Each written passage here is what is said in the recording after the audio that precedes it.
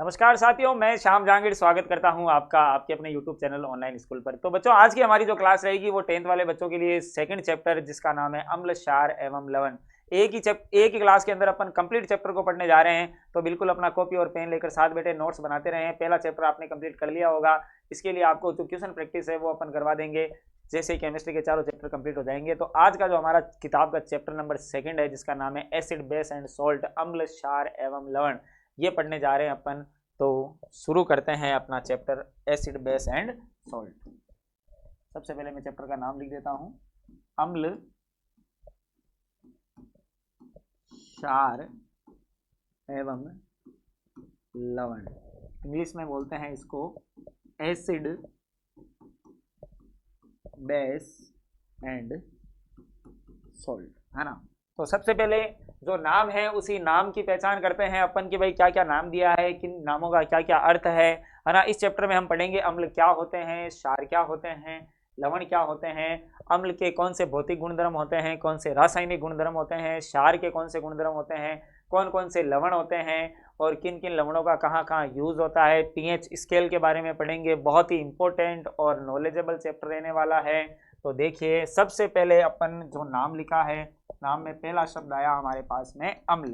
क्या नाम आया? अम्ल, जिसको इंग्लिश में क्या बोलते हैं? एसिड। इसकी परिभाषा क्या होगी वो देखते हैं। और यहाँ पर मैं नाम लिख देता हूँ क्षार।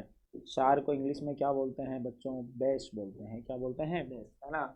यहाँ पे एक वर्ड आता है क्षारक, एक आता है क्षार। हिंदी के अंदर दो डिफरेंट वर्ड आते हैं, इनको भी मैं आपको क्लियर करूंगा। यहाँ पे इनकी परिभाषा देखते हैं। लवण है वो अलग चीज है, इसको बाद में देखेंगे। तो देखो, अम्ल क्या होता है? अम्ल का मतलब होता है कि वे पदार्थ जो जलीय विलयन में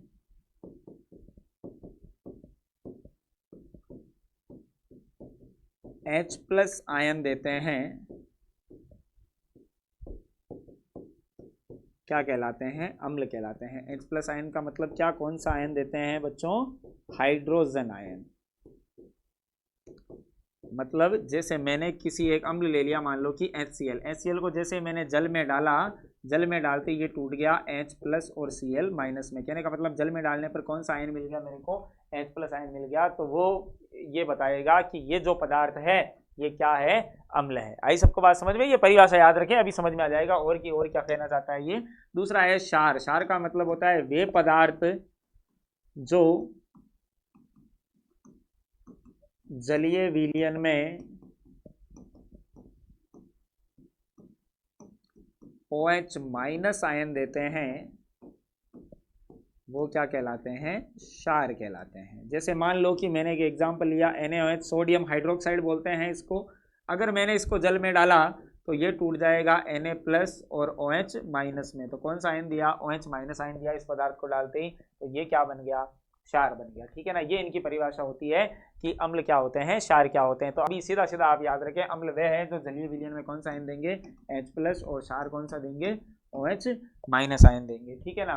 अब आप बोलोगे कि सर ये तो आपने डाल दिया, अब आपको मेरे को डेली लाइफ में देखना है कि ये अम्ल कौन सा है, क्षार कौन सा है, इसका पता मैं कैसे लगाऊंगा। जैसे अब मैंने बोला कि आपने जल लेना है, जल के अंदर अम्ल डालो, H+ आयन देगा। अब H+ आयन ऐसे तो है नहीं कि भाई ऐसे बुलबुला बन के बाहर आएगा कि मैं H+ आयन हूं, ले देख, है ना। ऐसा कुछ नहीं होगा। तो इसके लिए हमें क्या करना होता है? हमारी एनसीईआरटी का अगला टॉपिक है कि अम्ल और क्षारक को पहचानते कैसे हैं। कि अगर आपके पास में प्रयोगशाला में कोई आपको पदार्थ दिया है, उसको पहचानना है कि ये अम्ल है या क्षार है, इसकी पहचान कैसे करनी है? तो इसकी पहचान जिसके सहायता से की जाती है उसको बोलते हैं सूचक, इंडिकेटर। क्या बोलते हैं? इंडिकेटर। जैसे मान लो आप हाईवे पे चल रहे हो, है ना। अब हाईवे पे चलते चलते आपको रेड बत्ती मिल गई, है ना। तो रेड बत्ती क्या इंडिकेट करती है? वो सूचक है कि रुक जा भाई, है ना। फिर आपको हरी बत्ती मिल गई तो वो बत्ती क्या बताएगी? कि निकल जा, है ना। तो ये सूचक होते हैं जो आपको बताएंगे कि आपको आगे क्या करना है। तो अब हम पढ़ेंगे कि हमारे एनसीईआरटी का अगला क्या हेडिंग है कि प्रयोगशाला में अम्ल एवं क्षारकों की पहचान कैसे करते हैं। तो हमारी हेडिंग क्या है? प्रयोगशाला में अम्ल तथा क्षार की पहचान। कैसे इनकी पहचान करते हैं अपन? तो पहचान करने के लिए जो हमारे पास में शब्द आता है वो शब्द है सूचक। क्या नाम है उसका? सूचक। सूचक क्या होते हैं? सूचक वो होते हैं वे पदार्थ जो हमें किसका ज्ञान करवाते हैं? अम्ल और क्षार का संसूचन या बोध करवाते हैं। एनसीईआरटी एक नाम लिखती है संसूचन। संसूचन का मतलब ज्ञान करवाना, कि वे पदार्थ जो हमें अम्ल और क्षार का ज्ञान करवाते हैं वो क्या कहलाते हैं, सूचक कहलाते हैं। वे पदार्थ जो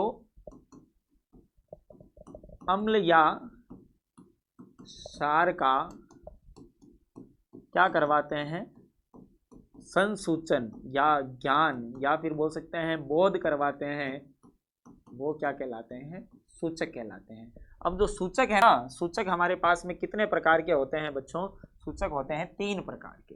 कौन कौन से होते हैं देखते हैं इधर, कितने टाइप होते हैं सर, 3 टाइप होते हैं। और सूचक को इंग्लिश में क्या बोलते हैं सर, सूचक को इंग्लिश में इंडिकेटर बोलते हैं। क्या बोलते हैं, इंडिकेटर। मोटरसाइकिल पे होता है ना इंडिकेटर, जो बताता है लेफ्ट घूमना है या राइट घूमना है ना। 3 प्रकार के सूचक कौन कौन से हैं सर, सबसे पहला सूचक है हमारे पास में प्राकृतिक सूचक, दूसरा सूचक है हमारे पास में जिसका नाम है कृत्रिम सूचक, और तीसरा जो हमारे पास में सूचक रहेगा बच्चों गंधीय सूचक।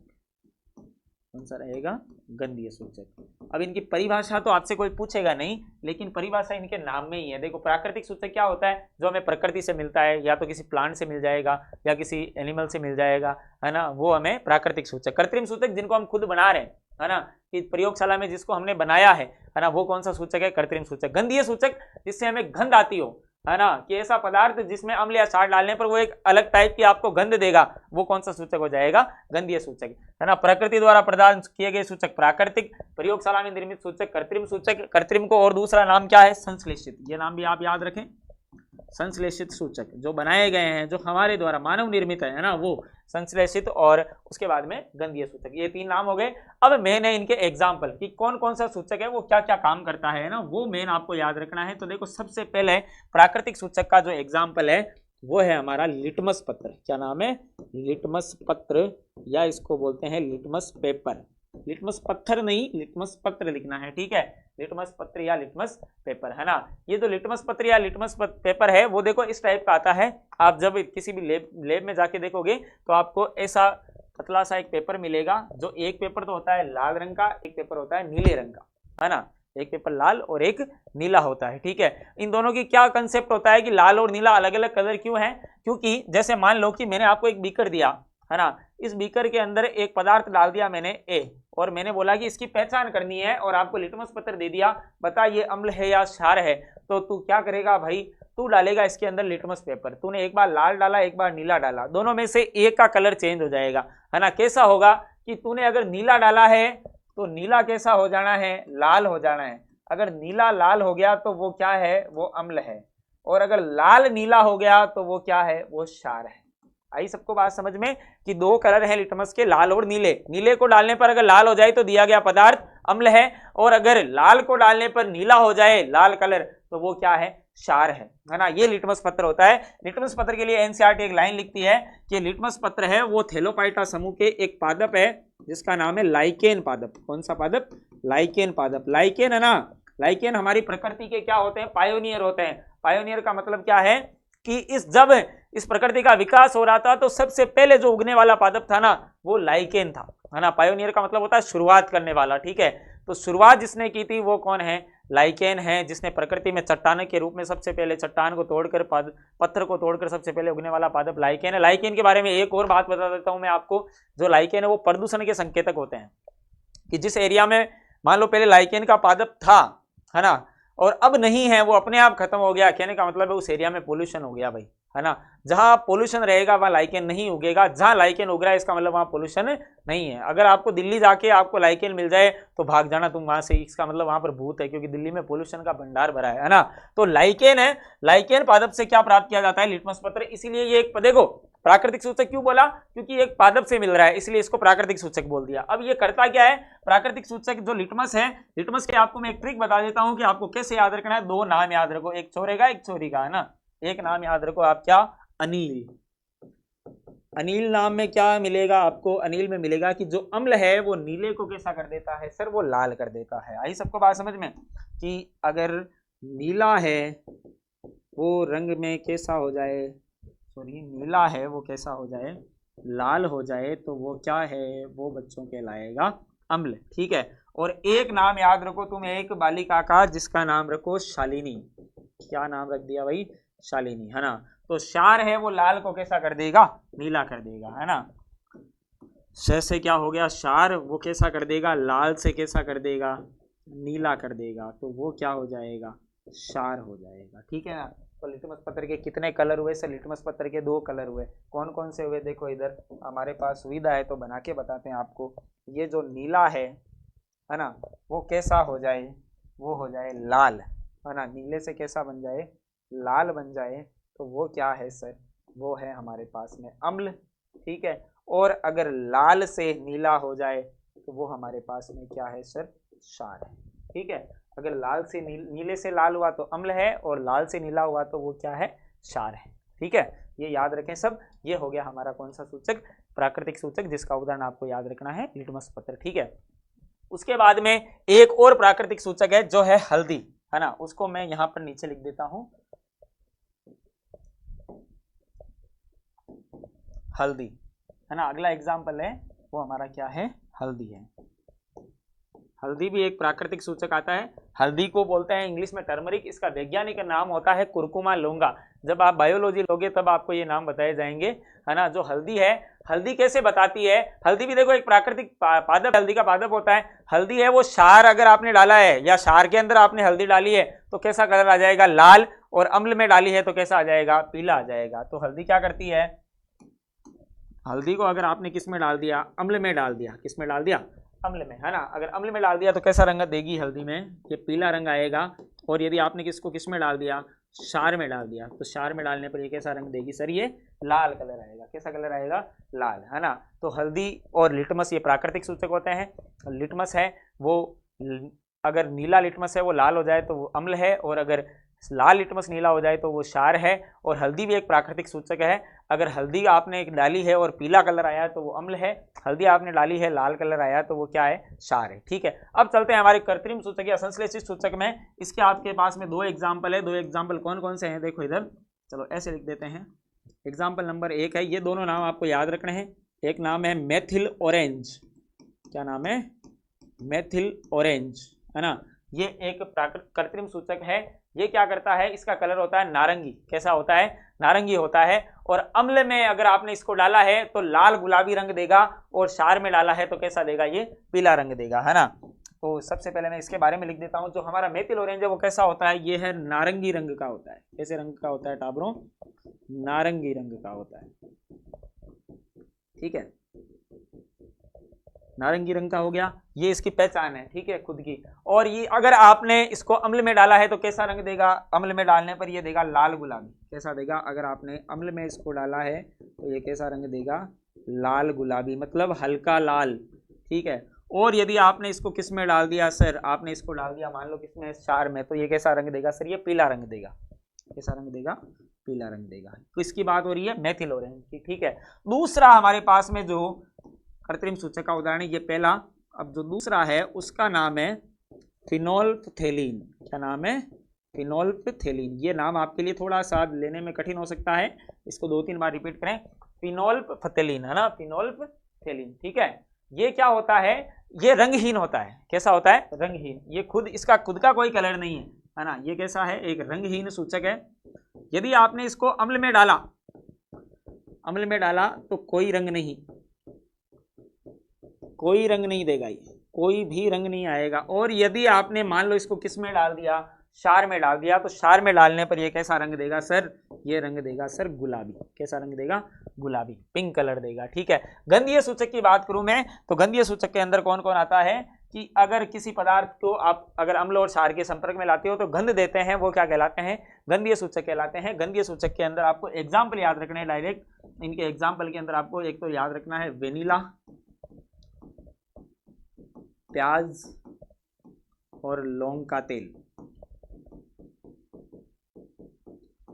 ये जो 3 उदाहरण है, वेनिला, प्याज और लौंग का तेल, ये किसके उदाहरण है सर? ये गंधीय सूचक के उदाहरण है, ठीक है ना। इसके अलावा प्राकृतिक सूचक में और भी आता है, लाल पत्ता गोभी आता है ना, लिटमस आ गया, हल्दी आ गया, है ना, बहुत सारे आते हैं, लेकिन हमारी एनसीईआरटी में, हमारे सिलेबस में ये इतने ही है। तो इस स्लाइड के अंदर मैंने आपको कंप्लीट सूचक बता दिए हैं और इससे रिलेटेड 1 नंबर का पक्का सूचक आता है सूचक में से, चाहे अबसद में पूछो, खाली जगह में पूछो या 1 नंबर के छोटे सवाल में से पूछो।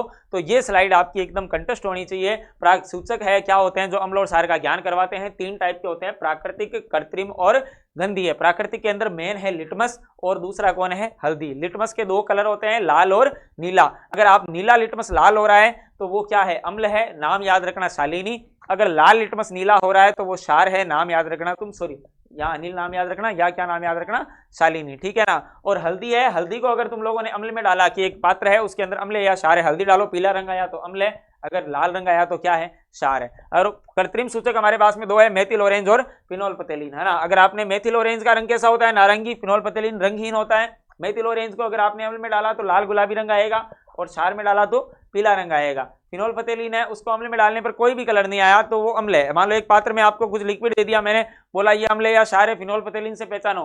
फिनोल पतेलीन डालने पर कोई भी रंग नहीं आया तो वो अम्ल है, और अगर गुलाबी रंग आ गया तो क्षार है। गंधीय सूचक के उदाहरण बताओ? वेनिला, प्याज और लौंग का तेल। निम्न में से कौन सा गंधीय सूचक है ना? लिटमस दे दिया एक उदाहरण, एक हल्दी दे दिया, एक फिनोल पतेलीन दे दिया, उपरोक्त सभी दे दिया, तो आपको किस पे टिक करना? सॉरी, एक दे दिया आपको वेनिला, है ना, तो आपको किस पे टिक करना है? वेनिला, या प्याज दे सकता है या लौंग का तेल दे सकता है। आई सबको बात समझ में? इसका ले में आप स्क्रीनशॉट। आगे चलते हैं फिर। अब देखो, अब अपन बात करेंगे कि अम्ल और क्षार होते हैं, इनके भौतिक गुणधर्म क्या होते हैं। देखो, एक नाम आता है भौतिक, एक नाम आता है रासायनिक, है ना। भौतिक का मतलब क्या होता है? कैसा दिखता है तू, है ना, कैसे कपड़े पहने, क्या हाइट है, क्या हेल्थ है, कैसे बाल है ना, गोरा है, काला है, ये तो हो गए उसके कौन से भौतिक गुणधर्म, है ना। अब अंतरात्मा से भाई साहब कैसे हो, तुम्हारे लक्षण कैसे हैं, वो हो गए आपके रासायनिक गुणधर्म के। तुम क्या क्या कर सकते हो वो तुम्हारे रासायनिक गुणधर्म है, और तुम कैसे दिखते हो वो तुम्हारे भौतिक गुणधर्म है। तो अम्ल को तुम देखकर कैसे बताओगे कि ये अम्ल है ना, या उसके साथ क्या छोटी मोटी क्रिया कर दोगे जिससे तुम्हें पता चल जाएगा कि वो अम्ल है या वो क्षार है। तो वो कौन से गुणधर्म होंगे? वो होंगे हमारे फिजिकल प्रॉपर्टीज, जिनको बोलेंगे अपन भौतिक गुणधर्म। क्या बोलेंगे? भौतिक गुणधर्म, या इंग्लिश में इसको क्या बोलते हैं सर? इंग्लिश में इसको बोलते हैं फिजिकल प्रॉपर्टीज। कौन कौन से गुणधर्म होते हैं? देखो, सबसे पहले इधर लिख देता हूं मैं अम्ल, और इधर लिख देता हूं मैं क्षार, है ना। केसरिया रंग ले लेते हैं। इधर मैंने लिख दिया अम्ल, और इधर क्या लिख दिया मैंने? क्षार लिख दिया, है ना। ठीक है, देखो क्या होता है। सबसे पहले अम्ल है, इनका जो स्वाद रहेगा ना वो रहेगा खट्टा। अम्ल स्वाद में कैसे होते हैं सर? खट्टे होते हैं। क्षार का जो स्वाद रहेगा ना भाई, क्षार स्वाद में बिटर होते हैं, अर्थात कैसे होते हैं? कड़वे होते हैं। ये खट्टे और वो कैसे होते हैं? कड़वे होते हैं, ठीक है। दूसरा, ये जो जलीय विलयन है, जलीय विलयन के अंदर कौन सा आयन देंगे? H+। ये जो जलीय विलयन के अंदर हमारे भाई साहब है ना, क्षार भाई साहब, ये कौन सा आयन देंगे? OH-। ये हो गया। ये दोनों का डिफरेंस भी है, दोनों के भौतिक गुणधर्म भी है, साथ साथ हो रहा है ना। इसके अलावा जो अम्ल है वो लिटमस पर क्या प्रभाव डालेंगे? लिटमस पर प्रभाव डालेंगे सर, वो नीले को कैसा कर देंगे? लाल कर देंगे। कौन सा नाम बताया था सर आपने? सर मैंने नाम बताया था अनिल, है ना। ये क्या करेंगे सर? ये जो लिटमस है, लिटमस को, लाल लिटमस को कैसा कर देंगे सर? ये नीला कर देंगे। कौन सा नाम बताया था सर आपने? शालिनी। से क्षार, ले से लाल, और नी से नीला, इधर ऐसे अम्ल हो गया, ठीक है, ये हो गया। इसके अलावा जो अम्ल है ना, सभी अम्ल क्या होते हैं? जल में घुलनशील होते हैं।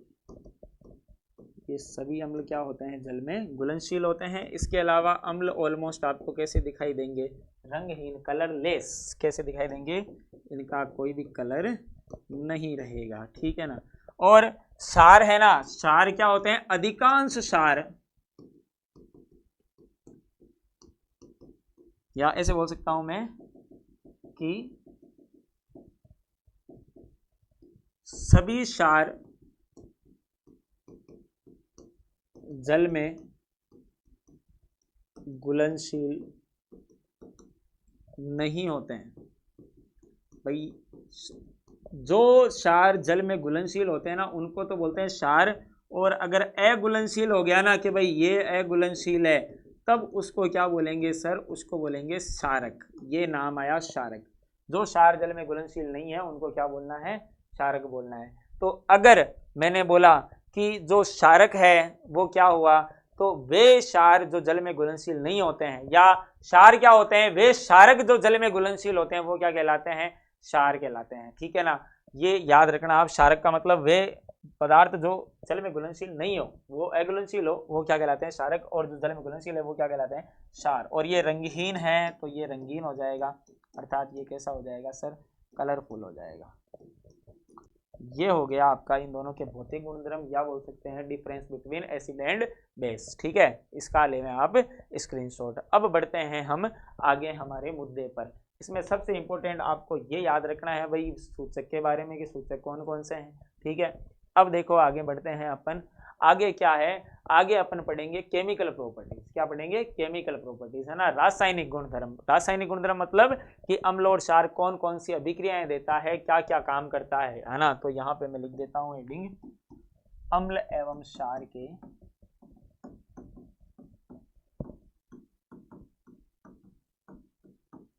रासायनिक गुणधर्म, या इसको इंग्लिश में क्या बोलेंगे, केमिकल प्रॉपर्टीज। और रासायनिक गुणधर्म की जगह और नाम क्या आ सकता है, रासायनिक अभिक्रिया। छोटे बच्चे हो तुम लोग तो तुम्हें ये गुणधर्म और अभिक्रिया दोनों ये नाम कंफ्यूज कर सकते हैं, तो घबराना नहीं है कि रासायनिक अभिक्रियाएं कौन कौन सी होगी उनके बारे में बात करते हैं। तो सबसे पहली जो अम्ल और क्षार की अभिक्रिया रहेगी वो रहेगी धातु के साथ अभिक्रिया। किसके साथ अभिक्रिया देखेंगे, पहले धातु के साथ अभिक्रिया की अम्ल और क्षार है वो धातु के साथ किस प्रकार से अभिक्रिया करते हैं, है ना। धातु क्या होती है, जो टन टन की आवाज करती है। तुम लोगों ने 9th क्लास में ये पढ़ा होगा कि धातु है उसको पीट कर चादर बना सकते हैं, खींच कर तार बना सकते हैं। ये तुम लोग गुणधर्म बता रहे हो। परिभाषा क्या होती है धातु की, परिभाषा ये होती है कि जो इलेक्ट्रॉन त्याग कर, क्या करें, इलेक्ट्रॉन त्याग कर, धातु का मतलब क्या होता है, इलेक्ट्रॉन त्याग कर क्या बनाए, धनायन बनाए। धनायन का मतलब जिस तत्व के ऊपर आपको प्लस का चिन्ह दिखाई दे, है ना, वो क्या है सर, वो धातु है। वो क्या है, वो धातु है। ठीक है ना। तो धातु का मतलब क्या कि जिसके ऊपर प्लस दिखाई देगा, जैसे मान लो सोडियम हो गया, जिंक हो गया, कॉपर हो गया, आयरन हो गया, लोहा, लोहा तो बोल ही दिया ना, आयरन। ठीक है, इसके अलावा चांदी हो गई, सोना हो गया, ये सब धातुएं हैं। ये सभी का एक प्रॉपर्टी फिक्स रहेगा कि ये इलेक्ट्रॉन त्यागेगी और इनके ऊपर क्या आएगा, प्लस आएगा। ठीक है ना। तो अब हम देखेंगे कि इस धातु के साथ अम्ल और क्षार कैसे अभिक्रिया करते हैं। तो सबसे पहले मैं देखता हूं अम्ल की अभिक्रिया धातु के साथ। किसके साथ, अम्ल की धातु के साथ अभिक्रिया। आपको मैं पहले एक लाइन बता देता हूं कि अगर अम्ल है और क्षार दोनों हैं, वो अगर धातु के साथ अभिक्रिया करेंगे तो कौन सी गैस देंगे, हाइड्रोजन गैस।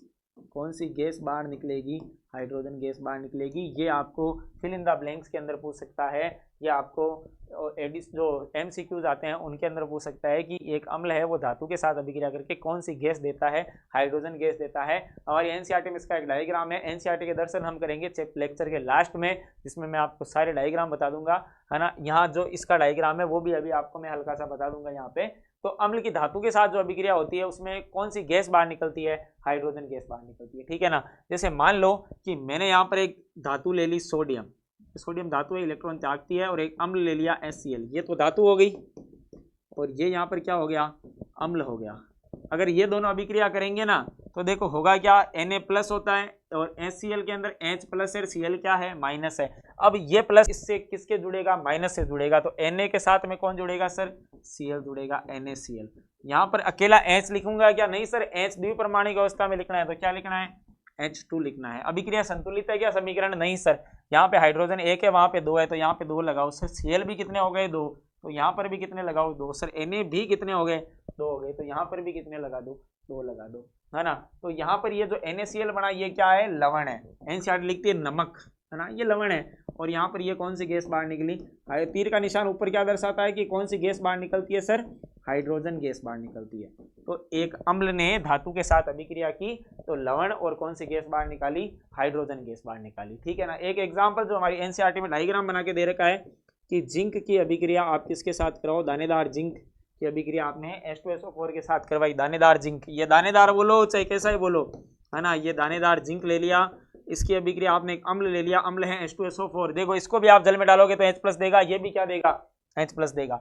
अब आपको देखना है, ये सूत्र बनाना मैंने आपको लेक्चर में सिखा रखा है। H प्लस SO4 के ऊपर क्या आता है, -2। जिंक के ऊपर आप याद रखें क्या आता है, Zn+2 आता है। तो ZnSO4 के साथ में डायरेक्ट जुड़ जाएगा और क्या बन जाएगा, ZnSO4। ये इसका सूत्र है जिंक सल्फेट का।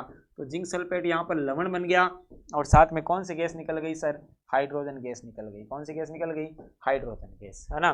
तो ये है अम्ल की धातु के साथ अभिक्रिया हो गई। समीकरण लिखना इंपॉर्टेंट है, कोई परिभाषा लिखने से कुछ मतलब नहीं है, तो ये याद रखें आप। अब एनसीईआरटी में एक डायग्राम दे रखा है, वो डायग्राम क्या है कि आपने एक यहाँ पे एक देखो ऐसे बना देता हूं मैं एक बार आपको, ये फिर मैं दिखा भी दूंगा चैप्टर के लास्ट में, कि आपने एक परख नली ली, है ना। इस परख नली के अंदर छोटे छोटे टुकड़े डाले और छोटे छोटे टुकड़ों में क्या है सर, यहाँ पर है दानेदार जिंक, है ना। इस दानेदार जिंक के अंदर मैंने यहाँ पर और क्या डाल दिया, यहाँ पर अलग पेन से लिख देता हूँ, ये दानेदार जिंक के अंदर मैंने डाल दिया यहाँ पर H2SO4। क्या डाल दिया, H2SO4। मतलब जिंक की अभिक्रिया मैंने किसके साथ करवा दी, मैंने करवा दी सर H2SO4 के साथ में। फिर यहाँ से मैंने पाइप निकाला बाहर, और पाइप निकाल कर मैंने क्या देखा कि ये पाइप है, इस पाइप को मैंने यहाँ से नीचे उतारा। नीचे उतारने के बाद में मैंने इसको एक टब के अंदर पाइप को छोड़ दिया, है ना। इस टब के अंदर यहाँ पर क्या डाल रखा है, इस टब के अंदर है सर यहाँ साबुन का घोल। किसका घोल है, साबुन का घोल है ना। साबुन के घोल में अगर तुम कोई भी गैस छोड़ोगे ना तो उस गैस से क्या बनेंगे सर, बुलबुले बनेंगे। क्या बनेंगे, बुलबुले बनेंगे। तो यहाँ जैसे ही मैंने साबुन को छोड़ा तो यहाँ पर क्या बने, बुलबुले बने। ये बुलबुले हैं, इन बुलबुलों के पास में मैं क्या लेके जाऊंगा, एक जलती हुई मोमबत्ती लेके जाऊंगा। ये मैं एक यहाँ पर क्या बना देता हूँ, मोमबत्ती बना देता हूँ। ये क्या है, एक जलती हुई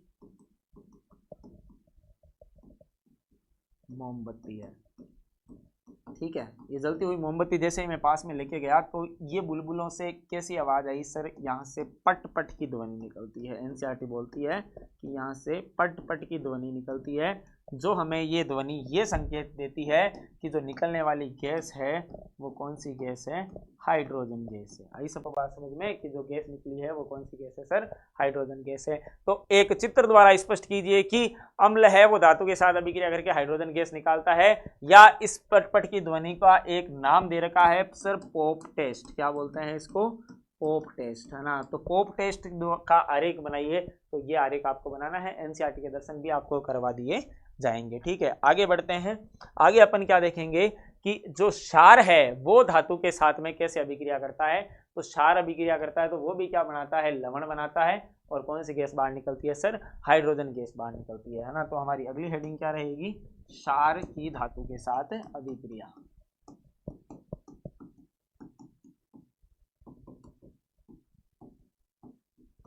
क्षार की धातु के साथ अभिक्रिया। क्षार किस प्रकार से अभिक्रिया करेगा भाई, देखो, है ना।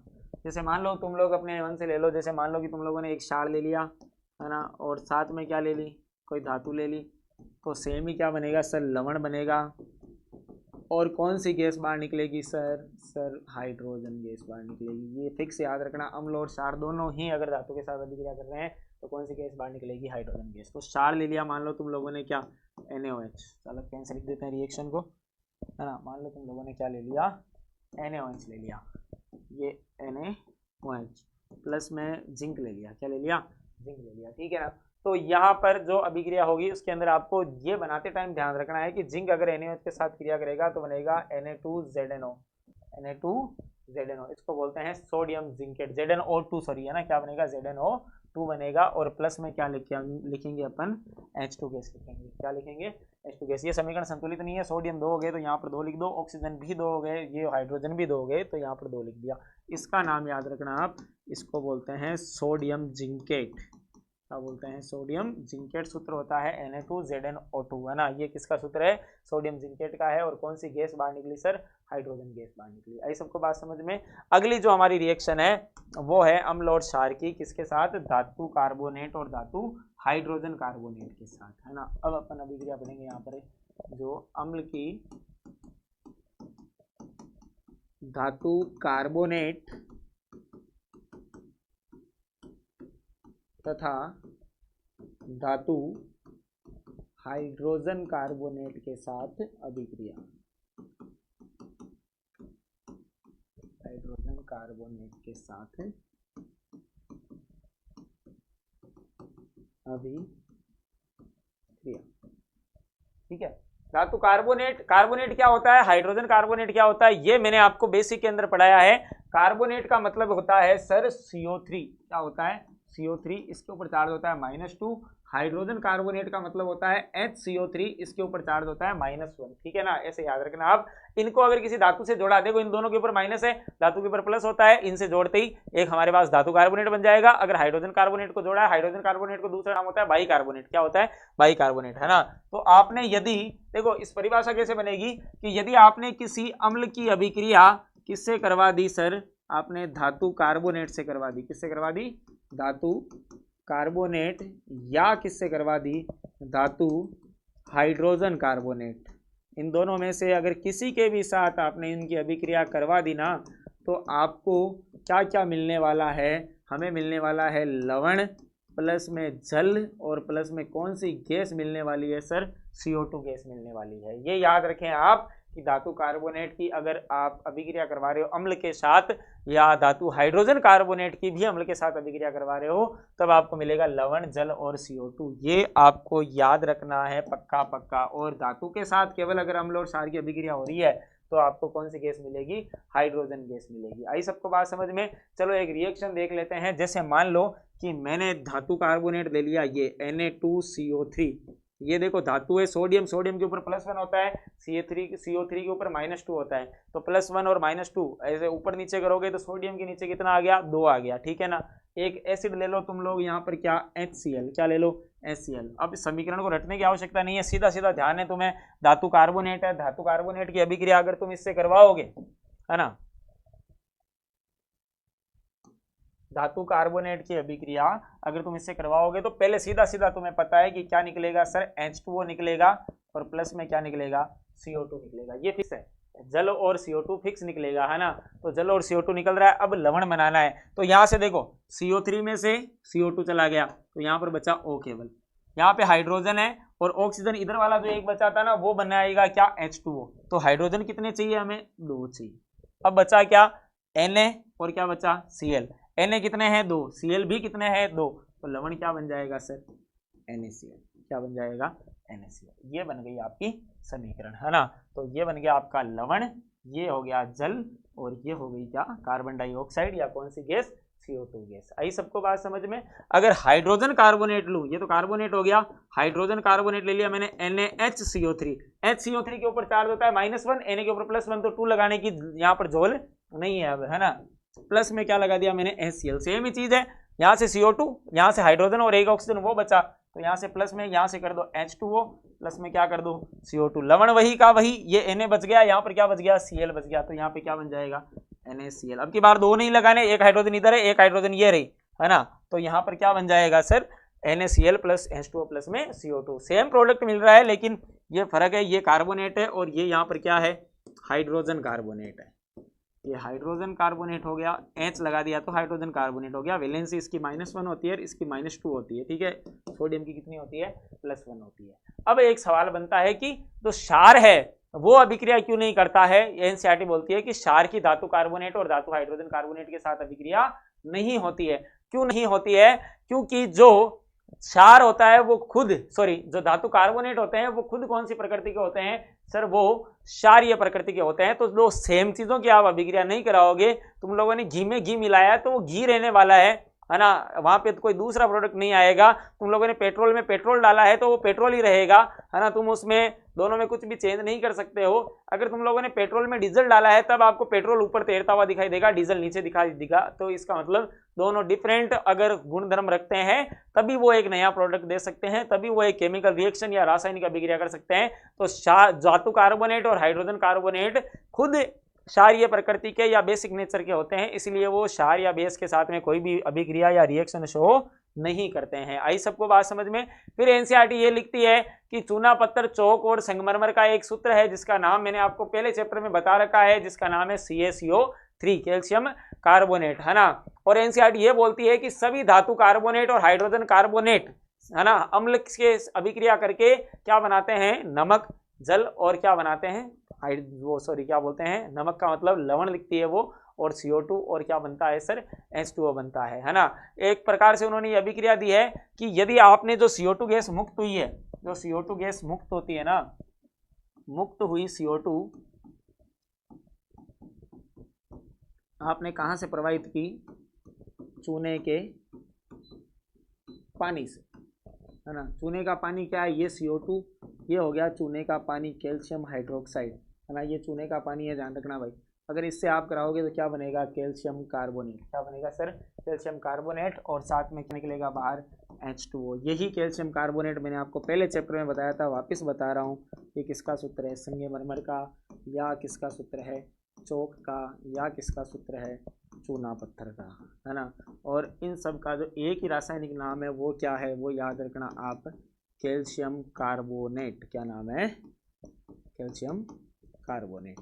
तो ये अभिक्रिया होती है हमारी धातु की अम्ल के, धातु कार्बोनेट और धातु हाइड्रोजन कार्बोनेट की अम्ल के साथ अभिक्रिया, और क्षार नहीं करता है, ये याद रखना। जो क्षार है वो धातु कार्बोनेट, जैसे मैंने ये लिख दिया, एंड धातु हाइड्रोजन कार्बोनेट के साथ अभिक्रिया नहीं करता है, क्योंकि ये जो कार्बोनेट और हाइड्रोजन कार्बोनेट होते हैं ना, ये खुद कैसी प्रकृति के होते हैं, क्षारीय प्रकृति के होते हैं, तो दोनों की सेम नेचर हो जाएगी, इसलिए ये दोनों अभिक्रिया प्रदर्शित नहीं करेंगे। आई सबको बात समझ में। अब हमारे पास में एक इंपॉर्टेंट अभिक्रिया आती है जिसको बोलते हैं अम्ल क्षार अभिक्रिया। क्या बोलते हैं, अम्ल क्षार अभिक्रिया, या इसका एनसीईआरटी में अलग से नाम दे रखा है उदासीनीकरण अभिक्रिया। और राजस्थान बोर्ड वालों का ये फेवरेट सवाल है, एकदम फेवरेट, है ना, ये उदासीनीकरण अभिक्रिया। जैसे तू मेरा फेवरेट है ना, वैसे ये, ठीक है। अम्ल क्षार अभिक्रिया या उदासीनीकरण अभिक्रिया क्या होती है कि अम्ल और क्षार आपस में अभिक्रिया करके लवण बना देते हैं और साथ में जल बन जाता है। क्या होता है कि जो अम्ल है और क्षार दोनों आपस में अभिक्रिया करते हैं। एनसीईआरटी लिखती है अम्ल और क्षार की पारस्परिक आपस में अभिक्रिया होती है तो क्या बनता है सर, तब बनता है हमारे पास में लवण, और साथ में क्या बनता है, जल बनता है। यही अभिक्रिया क्या कहलाती है, उदासीनीकरण अभिक्रिया कहलाती है। जैसे मान लो कि मैंने यहाँ पर ले लिया एक अम्ल, ले लिया क्या, HCl, जलीय विलयन में H+ आयन देने वाला, क्षार ले लिया NaOH, है ना। तो लवण बनाना है और जल बनाना है, तो जल का सूत्र क्या हो गया, H2O। ये OH यहाँ से गया, H यहाँ से गया, क्या बचा, Na और Cl, तो ये लवण बन गया मेरे पास में NaCl। आई सबको बात समझ में। तो यहाँ पर इन्होंने जो लवण बनाया है इसकी कोई नेचर नहीं है, अब ना तो अम्ल है ना क्षार है, तो इसकी कोई नेचर नहीं है, तो ये क्या हो गया सर, ये उदासीन हो गया, है ना। इसको उदासीनीकरण अभिक्रिया बोलते हैं। और एग्जाम्पल ले लो, जैसे मान लो आपने सल्फ्यूरिक अम्ल ले लिया H2SO4, ये ध्यान रखना, ये क्या होता है, सल्फ्यूरिक अम्ल अम्लों का राजा होता है। अम्लों का राजा कौन से अम्ल को बोलते हैं सर, सल्फ्यूरिक अम्ल को, सल्फ्यूरिक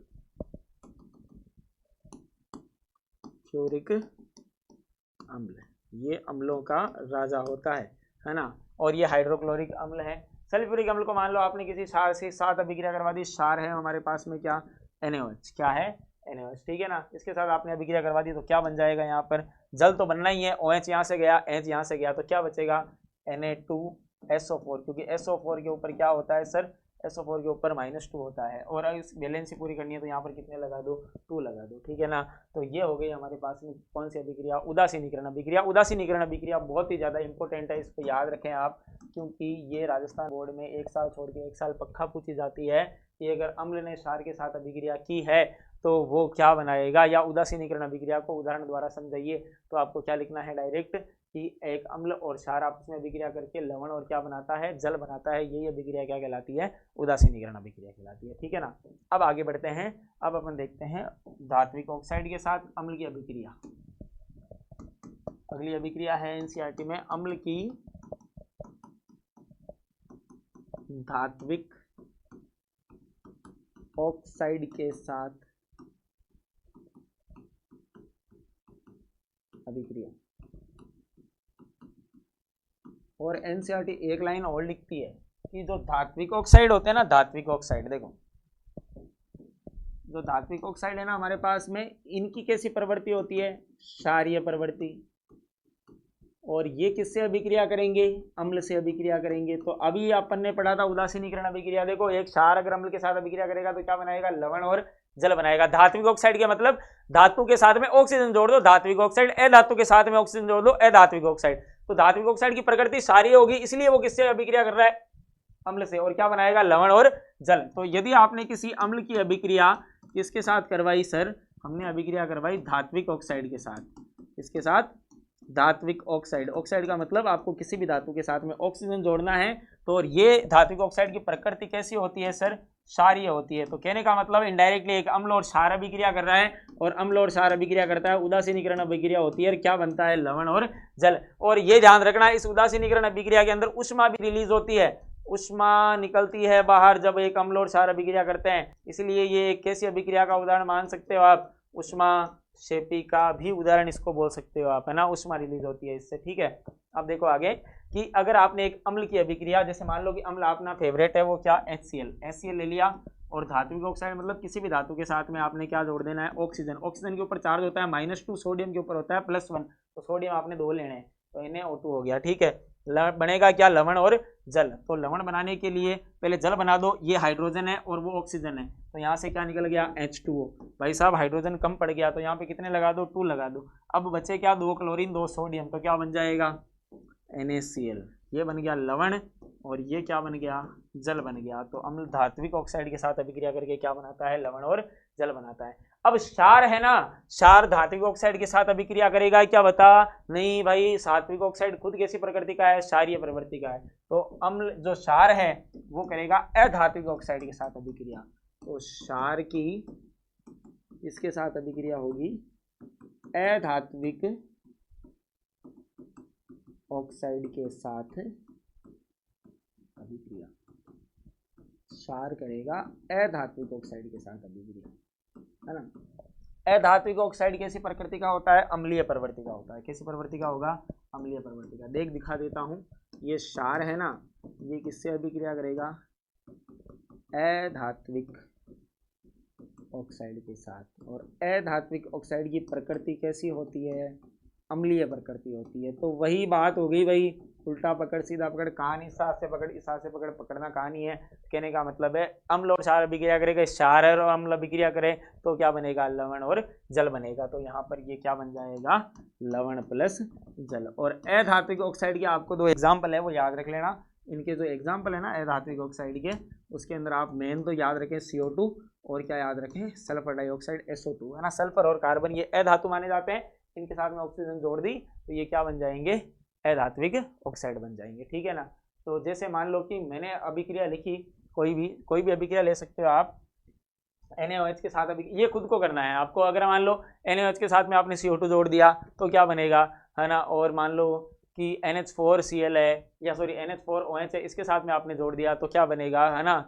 ये देख लेना, जैसे मान लो कि NaOH प्लस में आपने क्या लिख दिया, यहाँ पर CO2 लिख दिया, है ना।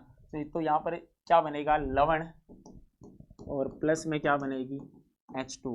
अब तुम लोग ट्राई करोगे कि सर यहाँ से OH और H निकाल दिया मैंने बाहर, और क्या बना दिया, जल बना दिया, और जो लवण बनेगा वो आपको बनाना है। केवल आप यहाँ पे इतना याद रखें, अधात्विक ऑक्साइड की अभिक्रिया है वो किसके साथ करवानी है, CO2 और H2 के साथ, है ना। ये आप खुद प्रैक्टिस करेंगे कि कैसे लवण बनता है, ये एक आपको मैं वर्क दे रहा हूँ। अब अपन आगे देखते हैं क्या, ये देखो ये जितनी भी अभिक्रियाएं हैं, ये अभिक्रियाएं यहाँ पर कंप्लीट होती है। कौन कौन सी अभिक्रिया हुई, देखो सबसे पहले अपन ने बात की थी कि अम्ल क्या होते हैं, क्षार क्या होते हैं। जो H+ आयन देंगे वो अम्ल, जो OH- आयन देंगे वो क्या होंगे, क्षार होंगे, है ना। पहचानेंगे सूचक की सहायता से, 3 सूचक है, प्राकृतिक, कृत्रिम और गंधीय, है ना। इन तीनों सूचकों के आधार पर अपन पहचान सकते हैं। प्राकृतिक के उदाहरण, कृत्रिम के उदाहरण और गंधीय के उदाहरण मैंने आपको बता दिए। फिर अपन ने इनके भौतिक गुणधर्म देख लिए, खट्टे कौन होते हैं, कड़वे कौन होते हैं। फिर इनकी रासायनिक अभिक्रिया देखी, धातु के साथ में कौन सी गैस, हाइड्रोजन गैस। धातु कार्बोनेट और हाइड्रोजन कार्बोनेट के साथ केवल अम्ल अभिक्रिया करता है, क्षार नहीं करता है। और CO2 और क्या देता है, H2O देता है। इसके बाद में अपन ने आगे बात की थी, जिसके बाद में अपन ने देखा था उदासीनीकरण अभिक्रिया, जिसमें अम्ल और क्षार आपस में अभिक्रिया करते हैं। इसके अलावा अपन ने क्या देखा था, इसके अलावा अपन ने ये देखा था कि धात्विक ऑक्साइड के साथ अम्ल अभिक्रिया करेगा, क्योंकि धात्विक ऑक्साइड क्षारीय प्रकृति के होते हैं। और अधात्विक ऑक्साइड के साथ क्षार करेगा, क्योंकि अधात्विक ऑक्साइड अम्लीय प्रकृति के होते हैं। ठीक है ना। अब अपन हेडिंग देखते हैं हमारी अगली क्या है। एनसीईआरटी ये बोलती है अम्ल और क्षार का जलीय विलयन में व्यवहार। अम्ल तथा क्षार का जलीय विलयन में व्यवहार, या मैं बोल सकता हूं अम्ल और क्षार में समानताएं। ये क्या है, अम्ल और क्षार में समानताएं। ये अच्छा सवाल है, डिफरेंस तो हर कोई पूछता है ना, लेकिन जब पेपर लेवल का आएगा ना तब आपसे पूछेगा कि what are the similarities between acid and base. कहने का मतलब है अम्ल और क्षार के बीच में क्या क्या समानताएं हैं। तो समानता देखो क्या है कि दोनों के दोनों क्या करेंगे, जलीय विलयन में आयन देंगे। क्या देंगे, आयन देंगे, है ना। कि समानता क्या होगी कि अम्ल तथा क्षार दोनों जलीय विलयन में क्या होते हैं, आयनित होते हैं। अब वही तुम बोलोगे एक H+ देता है, एक OH- देता है, इससे कोई मतलब नहीं है, दोनों आयन दे रहे हैं ना, बात खत्म। ये दोनों की आयनित होने की प्रवृत्ति है। अम्ल है ना, वो एनसीईआरटी में हाइड्रोजन आयन भी होता है, और एक नाम और बता देता हूं मैं, हाइड्रोनियम आयन। हाइड्रोनियम आयन का मतलब होता है, ये कौन सा आयन देगा, H3O+। ये हाइड्रोनियम आयन होता है भाई। H2O के साथ में H+ मिल जाएगा तो क्या बन जाएगा, H3O+।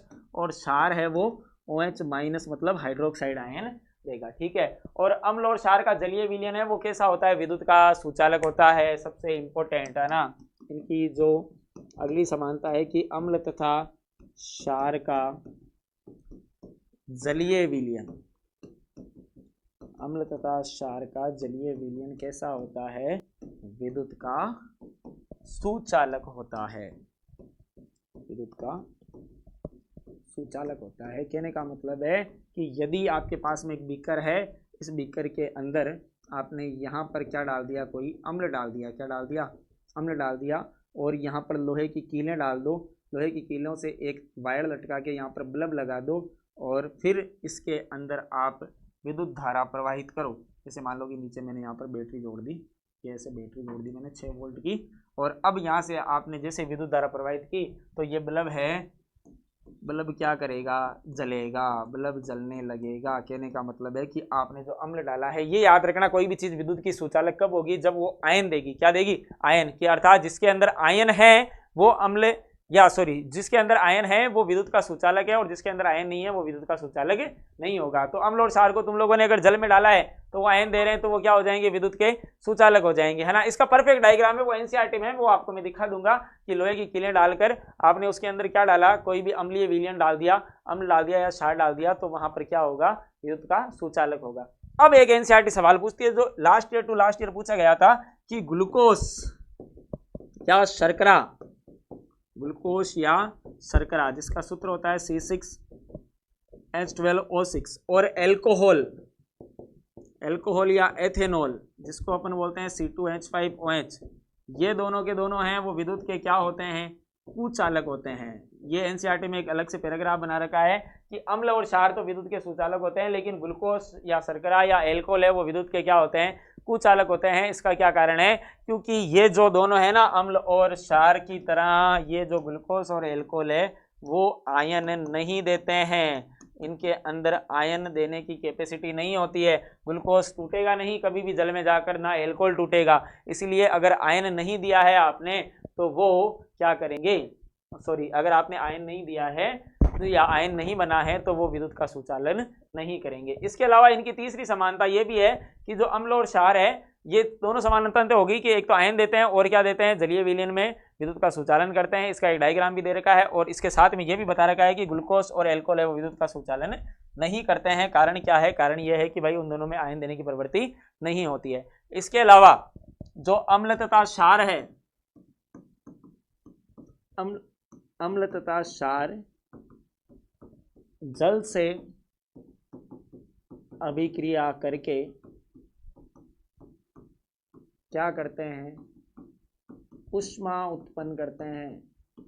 अम्ल तथा क्षार है वो जल से अभिक्रिया करके क्या उत्पन्न करेंगे, ऊष्मा उत्पन्न करेंगे। कहने का मतलब है अगर आपने जल में अम्ल और क्षार को डाल दिया तो हीट रिलीज होगी। अगर कहने का मतलब है कि आपके हाथ पे अगर एसिड लग गया और डायरेक्ट तुम लोगों ने पानी से धो लिया तो तुम्हारा हाथ और ज़्यादा जल जाएगा, है ना। इसीलिए अगर आपके हाथ पे एसिड लग गया है तो आप उस पर कोई क्षार डालो। कहने का मतलब है उसको साबुन लगाओ पहले, और साबुन लगा के अच्छे से मैश करो ताकि वो दोनों उदासीन कर दें कि आपके अंदर देखो, जैसे मान लो आपको चींटी काट ली, चींटी के डंक के अंदर होता है क्या, चींटी के डंक के अंदर होता है अम्ल, है ना।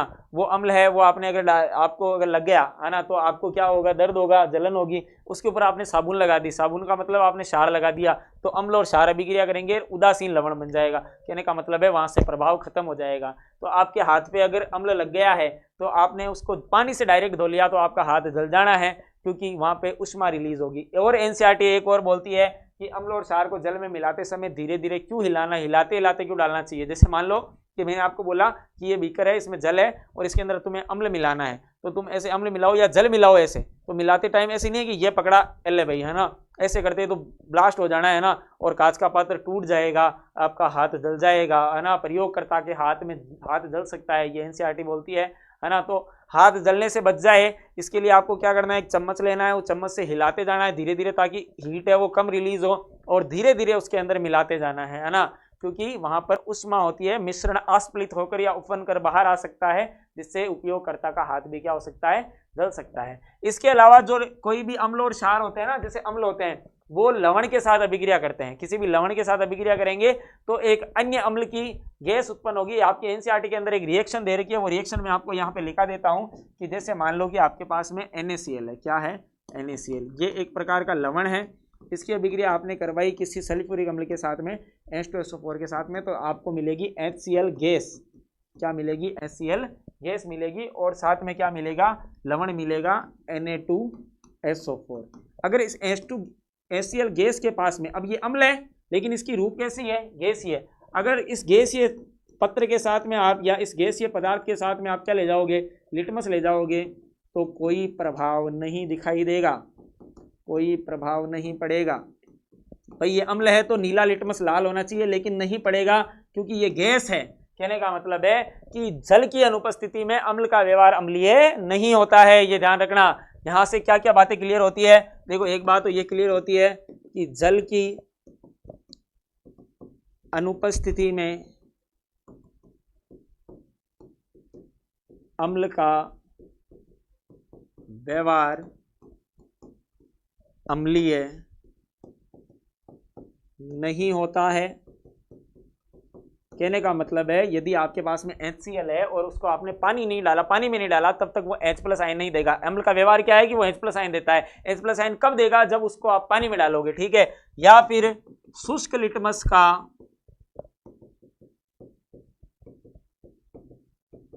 रंग परिवर्तित नहीं होता है,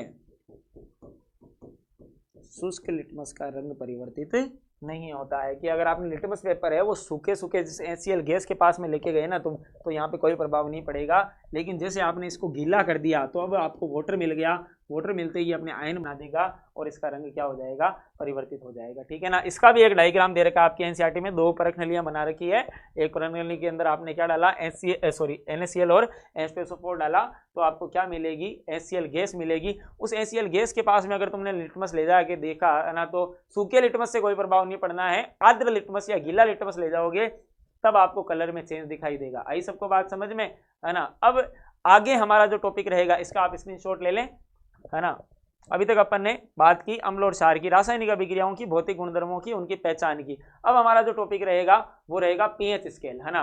पीएच स्केल क्या होता है, जो अम्ल और क्षार की बताता है कि स्केल की तरह जैसे हमारे 15 सेंटीमीटर की स्केल आती है उससे आप लाइन वगैरह खींचते हो, वैसे ही हमारे 0 से 14 तक अंक होते हैं, उनमें अम्ल क्षार की हम पहचान करते हैं। उसके लिए अपन अब बात करेंगे कि अब पीएच स्केल क्या होती है। तो हमारी नेक्स्ट हेडिंग क्या रहेगी, पीएच स्केल, है ना।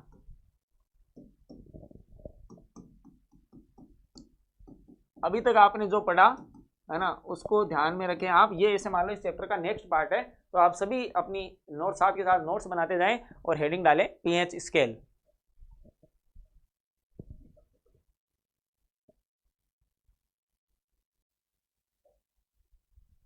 तो देखो बात करते हैं पीएच स्केल की, है ना। सबसे पहले आपकी एनसीईआरटी में क्या पीएच को डायरेक्ट समझा रखा है ना, अपन थोड़ा सा पीएच को थोड़ा सा ज्यादा समझेंगे। देखो पीएच का मतलब क्या होता है, ये जो पीएच वर्ड है ना, पीएच वर्ड के लिए पीएच की जो परिभाषा है वो आपकी आती है क्या, कि हाइड्रोजन आयन सांद्रता के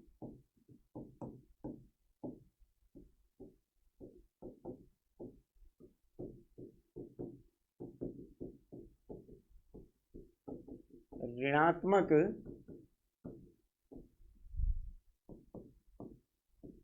लघुगणक को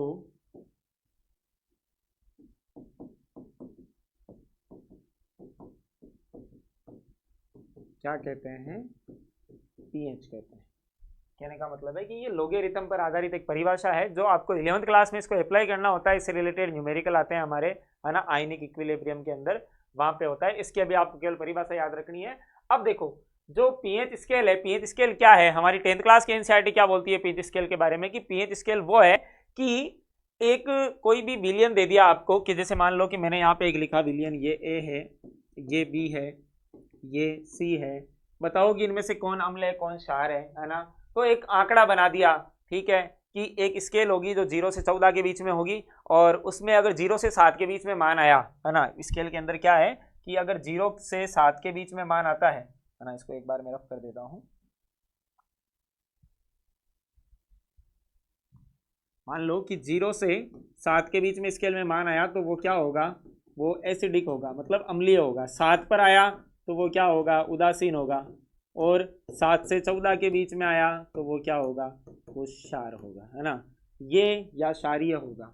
ये पीएच स्केल है कि पीएच स्केल क्या बताती है, पीएच स्केल ये बताती है। और पीएच स्केल का आविष्कार किसने किया था, जो पीएच स्केल है,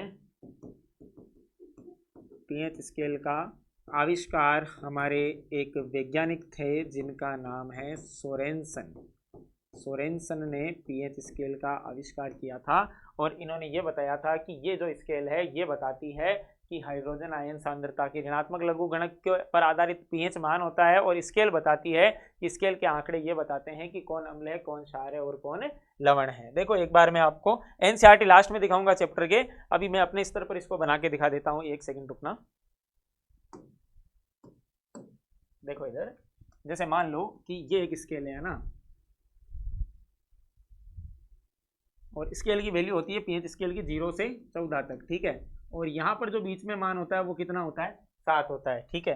तो 0 से 7 के बीच में अगर कोई भी मान आया तो वो मान रहेगा किसका, अम्लीय, है ना। और एग्जैक्ट अगर 7 पे आ गया तो वो है उदासीन, ना अम्ल है ना क्षार है। और 7 से 14 के बीच में अगर कोई आया तो वो क्या है, क्षारीय पीएच है, ठीक है। कहने का मतलब है यदि मैं 0 से 7 की तरफ जा रहा हूं तो मैं किस तरफ बढ़ रहा हूं, देखो मैं क्षार की तरफ बढ़ रहा हूं। तो 0 से 7 की तरफ जैसे तुम जाओगे तो यहां से अम्लीयता क्या होगी बताओ, क्षारीयता की तरफ जा रहे हैं तो अम्लीयता यहां घटेगी। और अगर मैं 7 से 14 के बीच में जा रहा हूं, 7 से 14 के बीच में अगर तुम जाओगे तो क्षार की तरफ ही बढ़ रहे हो, तो यहाँ पर जो क्षारकता है या क्षारीयता है वो क्या होगी सर, वो बढ़ेगी, ठीक है। और जैसे जैसे तुम 7 से 0 की तरफ आओगे वैसे वैसे यहाँ पर अम्लीयता क्या होगी सर, बढ़ेगी। एनसीईआरटी ने डायग्राम तो बना रखा है लेकिन उस डायग्राम में इजीली समझ में नहीं आता। यहाँ पर देखिए आप, अब यहाँ से क्या समझोगे, मैंने बोला एक है ए बी सी, इसकी पीएच है मान लो 3, इसकी है 2 और इसकी है 0, बताओ सबसे ज्यादा अम्लीय कौन है। तो आपने क्या देखा कि 0 पर अगर रहेगा तो सबसे ज्यादा अम्लीय रहेगा, जैसे जैसे आगे बढ़ रहा हूं वैसे वैसे अम्लीयता का मान क्या हो रहा है सर, कम हो रहा है। तो सबसे ज्यादा ये होगा, फिर ये होगा और फिर ये होगा, आई ना बात समझ में, ठीक है। और क्षारीयता का क्रम पूछ ले, जैसे मान लो कि क्षारकता के लिए पूछ ले, मैंने लिखा कि एक ए बी सी ये 3 विलियन है, इनमें से इसकी पीएच 11 है, इसकी 12 है, इसकी 14 है, बताओ सबसे ज्यादा क्षारीय कौन है। तो सबसे ज्यादा क्षारीय ये होगा, क्योंकि जैसे आप इधर बढ़ रहे हो वैसे वैसे पीएच क्षारकता की तरफ बढ़ती जा रही है। आई सबको बात समझ में, इसका लेवे आप स्क्रीनशॉट, ठीक है। आपकी एनसीईआरटी के अंदर कुछ नाम दे रखे हैं, जिनके अंदर बता रखा है कि भाई किसकी पीएच कितनी होती है वो मैं आपको एनसीईआरटी के अंदर बता दूंगा, जिसके अंदर जैसे मान लो कि HCl होता है, हाइड्रोक्लोरिक अम्ल का 4% विलियन है, उसकी पीएच 0 मानी जाती है। हमारे पेट का अम्ल आमाशय के अंदर HCl अम्ल होता है, उसकी पीएच 1 होती है। नींबू का रस है, उसकी पीएच 2 मानी जाती है। सिरका है अचार के अंदर परिरक्षक के रूप में डालने के लिए, वो भी खट्टा होता है, उसकी पीएच 3 मानते हैं अपन। संतरा हो गया, संतरे की पीएच है वो 3.5 होती है। जो मैं बोल रहा हूँ अगर किसी को नोट करना है तो वो नोट कर सकता है। सोडा या अंगूर की पीएच है वो 4 होती है। खट्टा दूध होता है ना, उसकी 4.5 होती है। एकदम फ्रेश दूध होता है, उसकी पीएच 5 होती है। मुंह में जो हमारे लार होती है ना, लार के अंदर टाइलिन एंजाइम होता है, उसकी पीएच 6.8 होती है। और हमारा शुद्ध पानी, डिस्टिल वाटर, अशुद्ध जल जिसको बोलते हैं, उसकी पीएच 7 रहेगी, है ना। और इसके अलावा रक्त प्लाज्मा है ना, रक्त प्लाज्मा की पीएच है वो 7.4 रहेगी। अंडे की सफेदी है, जैसे मान लो अंडा है ना, अंडा जैसे अपन देखते हैं ना, अंडा के ऊपर जो कवच आता है उसकी पीएच 7.4 होती है लगभग, वो भी उदासीन होता है। इसके अलावा मान लो कि समुद्र का पानी है, समुद्र का पानी कैसा होता है, खारा होता है ना, उसकी पीएच 8 होती है, वो हल्का सा क्षारीय होता है, ठीक है। बेकिंग सोडा है वो उसकी पीएच 9 रहेगी, जो सोडा अपन खाना बनाने में काम में लेते हैं। इसके अलावा एंटी एसिड होता है ना, जो मैग्नीशियम हाइड्रोक्साइड को अपन काम में लेते हैं एंटी एसिड के रूप में, है ना, उसकी भी पीएच है वो 7 से ज़्यादा होती है, मतलब 10 होती है ना। अमोनिया पानी है, इसकी पीएच 11 होती है। नींबू है कि नींबू का पानी है जिसकी खट वो मतलब वो कितना होता है, 12 होता है। ऐसे कर करके कास्टिक सोडा है, उसका पीएच है वो 14 होती है। ऐसे बहुत सारे आंकड़े हैं ना, वो हमारी एनसीईआरटी में है, वो मैं आपको दिखा दूंगा, ठीक है। इसके अलावा अगर अपन आगे बात करें कि एनसीईआरटी में एक टॉपिक क्या दे रखा है कि जो पीएच आपने बताई, पीएच का मतलब क्या है कि आप कौन अम्ल है कौन सारे, वो आंकड़ों के आधार पर बताना है, ठीक है ना। जिसकी पीएच 0 से 7 के बीच में है वो अम्ल है, 7 पर एग्जैक्ट आ गया वो उदासीन है, 7 से 14 के बीच में क्या है, क्षार है।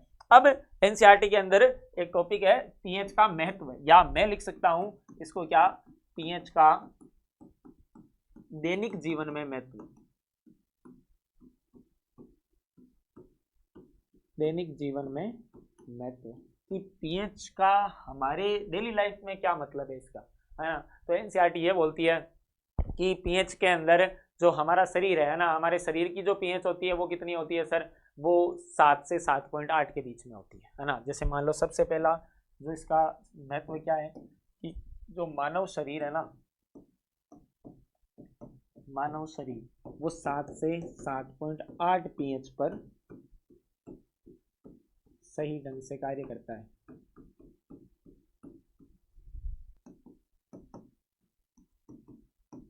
कहने का मतलब है कि अगर हमारे शरीर की ओवरऑल जो पीएच है वो उदासीन रहे, लगभग उदासीन ही है ना भाई 7 का ना, तो यहाँ पर रहे तभी हम ठीक तरीके से काम कर पाएंगे। जैसे मान लो 37 डिग्री सेंटीग्रेड हमारा तापमान है, अगर तापमान ऊपर नीचे हो गया बुखार आ जाएगी, है ना, तुम सो जाओगे। कहने का मतलब है कि ये जो आंकड़ा है या पीएच मान है वो हमारे बॉडी के लिए भी जरूरी है कि हमारी बॉडी का कितना पीएच, यहाँ से सवाल बनता है कि मानव शरीर का पीएच कितना होता है, तो 7 से 7.8 होता है। इसके अलावा हमारे पाचन तंत्र के लिए पीएच जरूरी है। पाचन तंत्र के लिए कैसे जरूरी है कि हमारे पेट के अंदर अम्ल होता है HCl, हाइड्रोक्लोरिक अम्ल होता है, जो जैसे ही भोजन हमारे पेट के अंदर जाता है, आमाशय के अंदर जाता है, वहां उसका पाचन करवाने के लिए कौन काम में आता है सर, HCl काम में आता है ना।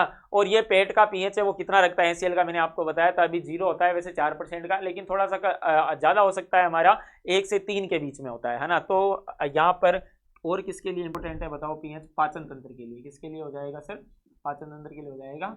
जो पाचन तंत्र है हमारा, है ना, पाचन तंत्र के लिए कैसे है कि हमारा जो पेट है या हमारा जो आमाशय है ना, आमाशय या जिसको कॉमन लैंग्वेज में क्या बोलते हैं पेट, उसके अंदर एक अम्ल होता है HCl। ये याद रखें आप, ये पाचन तंत्र के अंदर भी आएगा और इसका क्या नाम है सर, हाइड्रोक्लोरिक अम्ल, है ना। इस हाइड्रोक्लोरिक अम्ल ये हमारे पेट के अंदर जाता है, तो इसकी जो पीएच है वो हमारे आमाशय की पीएच है वो 1 से 3 तक ये पीएच को बनाए रखता है, ठीक है ना। ये भी हमारे पाचन तंत्र के लिए पीएच का भी महत्व हो गया। इसके अलावा जो मिट्टी की पीएच है ना, फसलों के लिए, फसल भी एक निश्चित पीएच पर ही उग पाती है ना। कि जैसे मान लो किसी मिट्टी की अंदर हमें पौधे उगाने हैं, अच्छी तरीके से पौधा उगे, इसके लिए पीएच होनी चाहिए 6.5 से 7.3 के बीच में, है ना, अच्छी फसल के लिए। अगला हमारा महत्व क्या होगा कि अगर आपको क्या चाहिए सर, अच्छी फसल के लिए पीएच का महत्व है ना, तो या इसके लिए मिट्टी कैसी उर्वरक मिट्टी रहेगी कि अगर आपको आदर्श मिट्टी चाहिए, है ना, या आप चाहते हो कि फसल है, फसल की जो वृद्धि है वो आदर्श मिट्टी का मतलब ऐसी फसल, ऐसी मिट्टी जिसमें फसल की वृद्धि क्या हो, बहुत ज्यादा हो। तो ऐसे में जो मृदा की पीएच है, उस मृदा की पीएच है वो एनसीईआरटी बोलती है कि आपकी जो मृदा की पीएच है वो लगभग होनी चाहिए 6.5 से 7.3 के बीच में। अगर इतनी पीएच रहेगी तब आप फसल को अच्छे से उगा पाओगे। तो आपको कौन कौन से आंकड़े याद रखने हैं? मानव शरीर कितनी पीएच पर सही तरीके से काम करता है? 7 से 7.8। आमाशय के अंदर कौन सा अम्ल है वो पीएच मान का नियंत्रण रखता है? एचसीएल कितनी पीएच? 1 से 3 के बीच में। और कौन सी जो पीएच मान है वो मृदा की उन्नत फसल के लिए हमें आवश्यक होती है? 6.5 से 7.3 के बीच में, है ना। इसको आप स्क्रीनशॉट ले लें।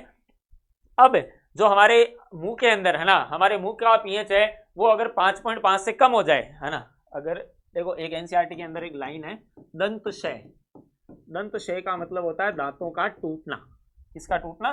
दांतों का टूटना। कोई कोई आदमी होते हैं ना, उनके दांत अपने आप ही टूट जाते हैं, किसी के आधे आधे दांत दिखते हैं, है ना। तो उसका क्या कारण है कि हमारे मुंह का पीएच है ना, मुंह का पीएच वो कितना हो जाए सर?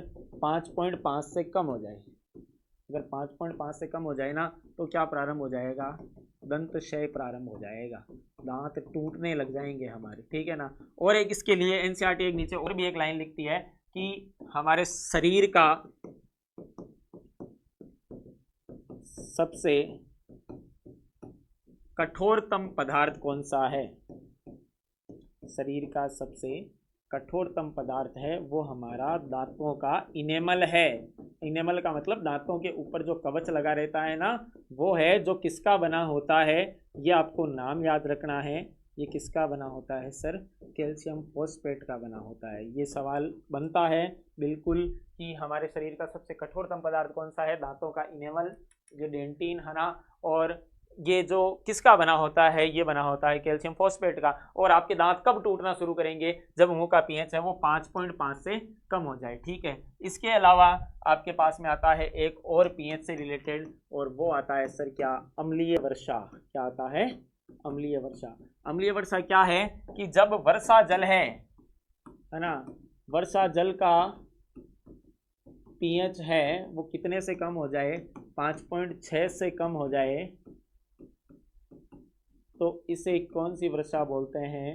अम्लीय वर्षा कहते हैं, ठीक है। कि यदि वर्षा का जल है वो 5.6 से कम हो जाए तो उसे क्या कहते हैं? अम्लीय वर्षा कहते हैं। अम्लीय वर्षा का मतलब क्या होता है कि जैसे अम्ल मिल गया, है ना, पानी के अंदर क्या मिल गया? अम्ल मिल गया। देखो पानी के अंदर जो पानी क्या करता है, जैसे वातावरण के अंदर गैसें होती है, CO2 तो कार्बोनिक अम्ल बना लिया, SO2 सल्फ्यूरिक अम्ल बना लिया, है ना। ऐसे बहुत सारी गैसें होती है, वो गैसें प्रदूषण फैलाती है, जिससे अम्लीय वर्षा होती है। अम्लीय वर्षा होने से, अम्लीय वर्षा के लिए आपको यह आंकड़ा याद रखना है, कितने से कम हो जाएगी पीएच? 5.6 से पानी की, है ना, तो अम्लीय वर्षा कहलाएंगी। और यदि आपको पूछे कि अम्लीय वर्षा से हानियां क्या क्या है, तो अम्लीय वर्षा के लिए हानियां में एनसीईआरटी लिखती है कि अम्लीय वर्षा से एक तो किसको नुकसान है?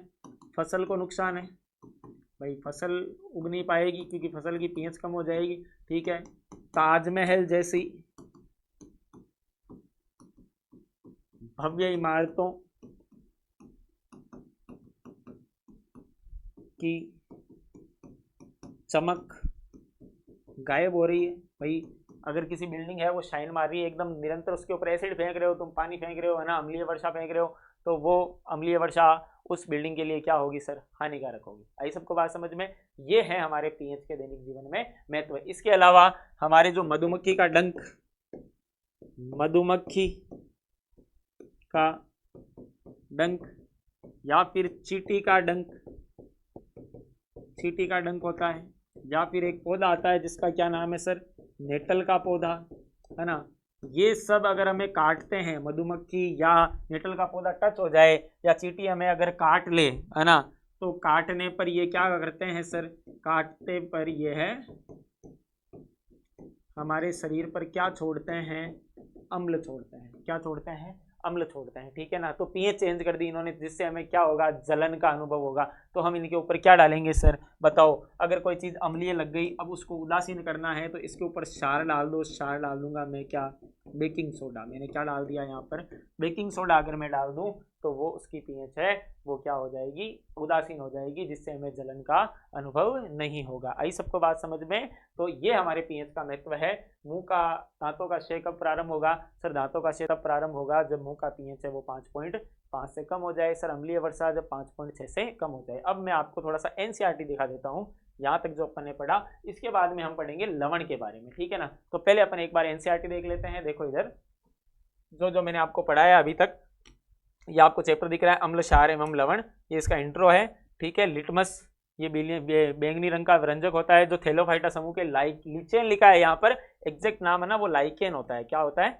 लाइकेन। ये जो लिचेन लिखा है ना इसका मतलब यहाँ पर लाइकेन है, ये ध्यान रखना। थैलोफाइटा समूह है, ये मैं बताना भूल गया कि कौन से वर्ग के पादप से लिया जाता है। लिटमस है वो थैलोफाइटा समूह के लाइकेन पौधे से निकाला जाता है ना। ये सूचक की तरह कार्य करता है, ये आपको मालूम होना चाहिए, ये मैंने आपको बता रखा है। इसके अलावा और कौन कौन से आपके पास में प्राकृतिक सूचक है? देखो लाल पत्ता गोभी है, हल्दी है, और एक हाइड्रोजिया पादप के फूल है, पिटूनिया और जेरानियम जैसे कई फूलों की रंगून पंखुड़ियां किसी विलयन में अम्ल क्षार की उपस्थिति को बताती है ना। ये सूचक कभी पूछे नहीं गए हैं लेकिन फिर भी पूछ लें, इनको याद रखें आप। देखो ये जो है ना, ये यहाँ पर, इसको एक मिनट, इसको मैं थोड़ा सा बड़ा कर देता हूँ।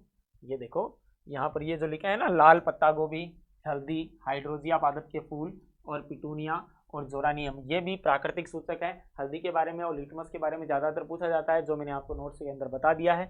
इसके बाद में आप नीचे चलेंगे तो यहाँ पर कुछ प्रश्न है, आपको प्रश्न दे रखी है, ये दे रखा है, वो दे रखा है, इसके कोई मतलब नहीं है। यहाँ पर अम्ल क्षार के रासायनिक गुणधर्म है ना, सूचक के बारे में अपन ने देख लिया सूचक क्या होते हैं। अब रासायनिक गुणधर्म का मतलब है कि आपको देखनी है रासायनिक अभिक्रिया। तो रासायनिक अभिक्रियाओं में हमने देखो यहाँ पर इन्होंने कुछ क्रियाकलाप दे रखे हैं, हम डायरेक्ट समझते हैं जैसे सवाल पूछता है वैसे। तो देखो नीचे यहाँ पर अम्ल और क्षार की कैसे अभिक्रिया दे रखी है, धातु के साथ अभिक्रिया दे रखी है। धातु के साथ अभिक्रिया में जो मैंने आपको डायग्राम बताया था, देखो ये डायग्राम आपको इंपोर्टेंटली याद रखना है। ये डायग्राम सबसे ज्यादा पूछने के चांस है अब की बार। पोप टेस्ट किसे कहते हैं, या जब धातु की अम्ल के साथ अभिक्रिया करवाते हैं तो क्या होता है ना। तो धातु की अम्ल के साथ अभिक्रिया करवाने पर हाइड्रोजन गैस निकलती है। तो यहाँ पर इसने क्या किया, दानेदार जिंक के टुकड़े लिए, दानेदार जिंक के टुकड़े यहाँ डाले, ये धातु है, और ऊपर से इसने क्या डाला, तनु सल्फ्यूरिक अम्ल, मतलब अम्ल डाला और साथ में क्या डाली, धातु डाली, है ना। तो धातु कौन सी, Zn, है ना। तो यहाँ से क्या हुआ, इस नली से प्रवाह नली से हाइड्रोजन गैस आई, उसको साबुन के विलयन के अंदर डाला और यहाँ से बुलबुले निकले हाइड्रोजन के। जलती हुई मोमबत्ती को पास में लेके आया तो फट की ध्वनि के साथ हाइड्रोजन गैस जलती है, जो हमें यह बताती है कि निकलने वाली गैस कौन सी है सर, हाइड्रोजन है। मैंने आपको बोला था कि मैं डायग्राम दिखा दूंगा आपको, ये देख लो डायग्राम, ऐसा डायग्राम आता है ना। इसके आगे अगर मैं बात करूँ अभिक्रिया, इसकी मैंने आपको पहले करवा दी है। ये अम्ल, धातु, लवण और कौन सी गैस निकालता है सर, हाइड्रोजन गैस निकालता है, ठीक है। और जैसे मान लो कि ये अब हो गया क्षार की धातु के साथ अभिक्रिया, तो यहाँ पर सोडियम जिंकेट बनता है, ये मैंने आपको दिखा दी। धातु कार्बोनेट और धातु हाइड्रोजन कार्बोनेट कैसे क्रिया करते हैं, ये देखो, ये दिखा दिया मैंने आपको कि धातु कार्बोनेट और धातु हाइड्रोजन कार्बोनेट क्रिया करते हैं तो CO2 गैस निकलती है और साथ में क्या निकलता है, जल निकलता है बाहर। ये धातु कार्बोनेट है, ये अम्ल है, तो ये लवण बन गया, ये H2O और क्या बन गया, CO2 बन गया, ठीक है ना। हाइड्रोजन कार्बोनेट का मतलब HCO3 और कार्बोनेट का मतलब क्या होता है, CO3 होता है, ठीक है। और ये भी मैंने आपको बताई दिया कि यदि आप किसी भी CO2 को प्रवाहित कर रहे हो चूने के पानी में से, ये पहले चैप्टर में भी बता दिया और इस चैप्टर में और आ गया, ठीक है ना। और ये नीचे एक और अभिक्रिया याद रखना कि यदि कैल्शियम कार्बोनेट है वो जल से और CO2 से वापस क्रिया करे तो जल में विलयशील एक पदार्थ मिलेगा, ये कैल्शियम हाइड्रोजन बाइकार्बोनेट है ना, ये पदार्थ है वो आपको इसके अंदर मिलता है, ठीक है। इसके बाद में अगर अपन नीचे बात करें कि अम्ल और क्षार परस्पर क्रिया करते हैं तो वो उदासीनीकरण अभिक्रिया कहलाती है। ये देखो एक क्षार है NaOH और इसने किसके साथ अभिक्रिया की, अम्ल के साथ अभिक्रिया की, तो लवण और क्या बन गया, जल बन गया। लवण कैसा बनता है, उदासीन बनता है, और कौन सी अभिक्रिया कहलाती है, वो उदासीनीकरण अभिक्रिया कहलाती है, जो मैंने आपको इंपोर्टेंट करके बताया था। उसके बाद में धात्विक ऑक्साइड के साथ अभिक्रिया है, धात्विक ऑक्साइड के साथ अभिक्रिया करती है तो लवण और जल बनाते हैं। अम्ल धात्विक ऑक्साइड के साथ अभिक्रिया करता है क्योंकि धात्विक ऑक्साइड क्षारीय प्रवृत्ति के होते हैं, और क्षार है वो अधात्विक ऑक्साइड के साथ अभिक्रिया करते हैं क्योंकि अधात्विक ऑक्साइड है वो कैसी प्रवृत्ति के होते हैं, क्षारीय प्रवृत्ति के होते हैं। अब अम्ल और क्षार में क्या समानता है, जलीय विलयन में दोनों क्या देंगे, आयन देंगे, विद्युत के उष्मा के सुचालक होंगे जलीय विलयन इनके, ठीक है। और ये देखो ये बताता है कि ये जो डायग्राम मैंने आपको बताया था कि इस बीकर के अंदर इन्होंने क्या किया है, एक लोहे की कीलें ली है और यहाँ पर अम्लीय विलयन डाल दिया, और अम्लीय विलयन डालने के बाद बैटरी लगाई तो यहाँ पर बल्ब जलने लग गया। ये क्या बताता है, ये बताता है कि अम्ल विद्युत का क्या करता है, सुचालन करता है। अगर इसी की जगह मैंने क्या डाला, ग्लूकोज या एल्कोहल डाल दिया तो आपने क्या परीक्षण किया कि बल्ब नहीं जलेगा। ये परीक्षण हम करेंगे क्योंकि जो एल्कोहल और ग्लूकोज है वो आयनित नहीं होते हैं, ये मैं आपको मेंशन करवा चुका हूँ, ठीक है। और इसके बाद में जलीय विलयन में अम्ल और क्षार का क्या होता है सर, जलीय विलयन में अम्ल और क्षार है वो आयनित हो जाते हैं। जल में अम्ल है वो हाइड्रोनियम आयन बनाता है, बता दिया मैंने। इसके अलावा क्षार है वो OH माइनस आयन देता है। और यदि आप यहाँ से अभिक्रिया कराओगे तो यहाँ पर जो बाहर गैस निकलेगी ना वो HCl गैस निकलेगी, और इसके साथ में आप गीला लिटमस ले जाओगे तभी आपको रंग दिखाई देगा, नहीं तो रंग दिखाई नहीं देगा परिवर्तित होता हुआ। ठीक है, इसके बाद में अपन ने बात की किसकी, ये सब मैंने आपको करवा दिया है।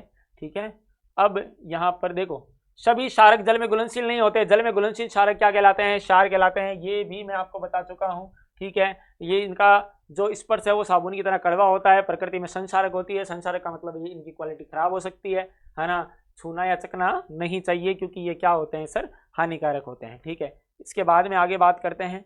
ठीक है, और अम्ल को जल में मिलाते हुए क्यों डालना चाहिए, ये देखो यहाँ पर सांद्र पर हानिकारक चिन्ह क्यों लगे होते हैं, क्योंकि ये अस्फलित होकर बाहर आ सकता है, ये भी मैंने आपको बता दिया। क्योंकि इनको जल में घोलने की प्रक्रिया उष्माक्षेपी होता है। अगर आप उसमें नाइट्रिक अम्ल या सल्फ्यूरिक अम्ल को मिलाते समय सावधानी रखनी चाहिए, अम्ल को सदैव धीरे धीरे जल में हिलाते हुए ही मिलाना चाहिए, ये मैंने आपको बता दिया, नहीं तो आपका हाथ जल सकता है। ये सारे क्वेश्चन आपने जो मैंने अभी तक पढ़ाया उससे ये सारे क्वेश्चन हो जाएंगे, आप NCERT को देखना है।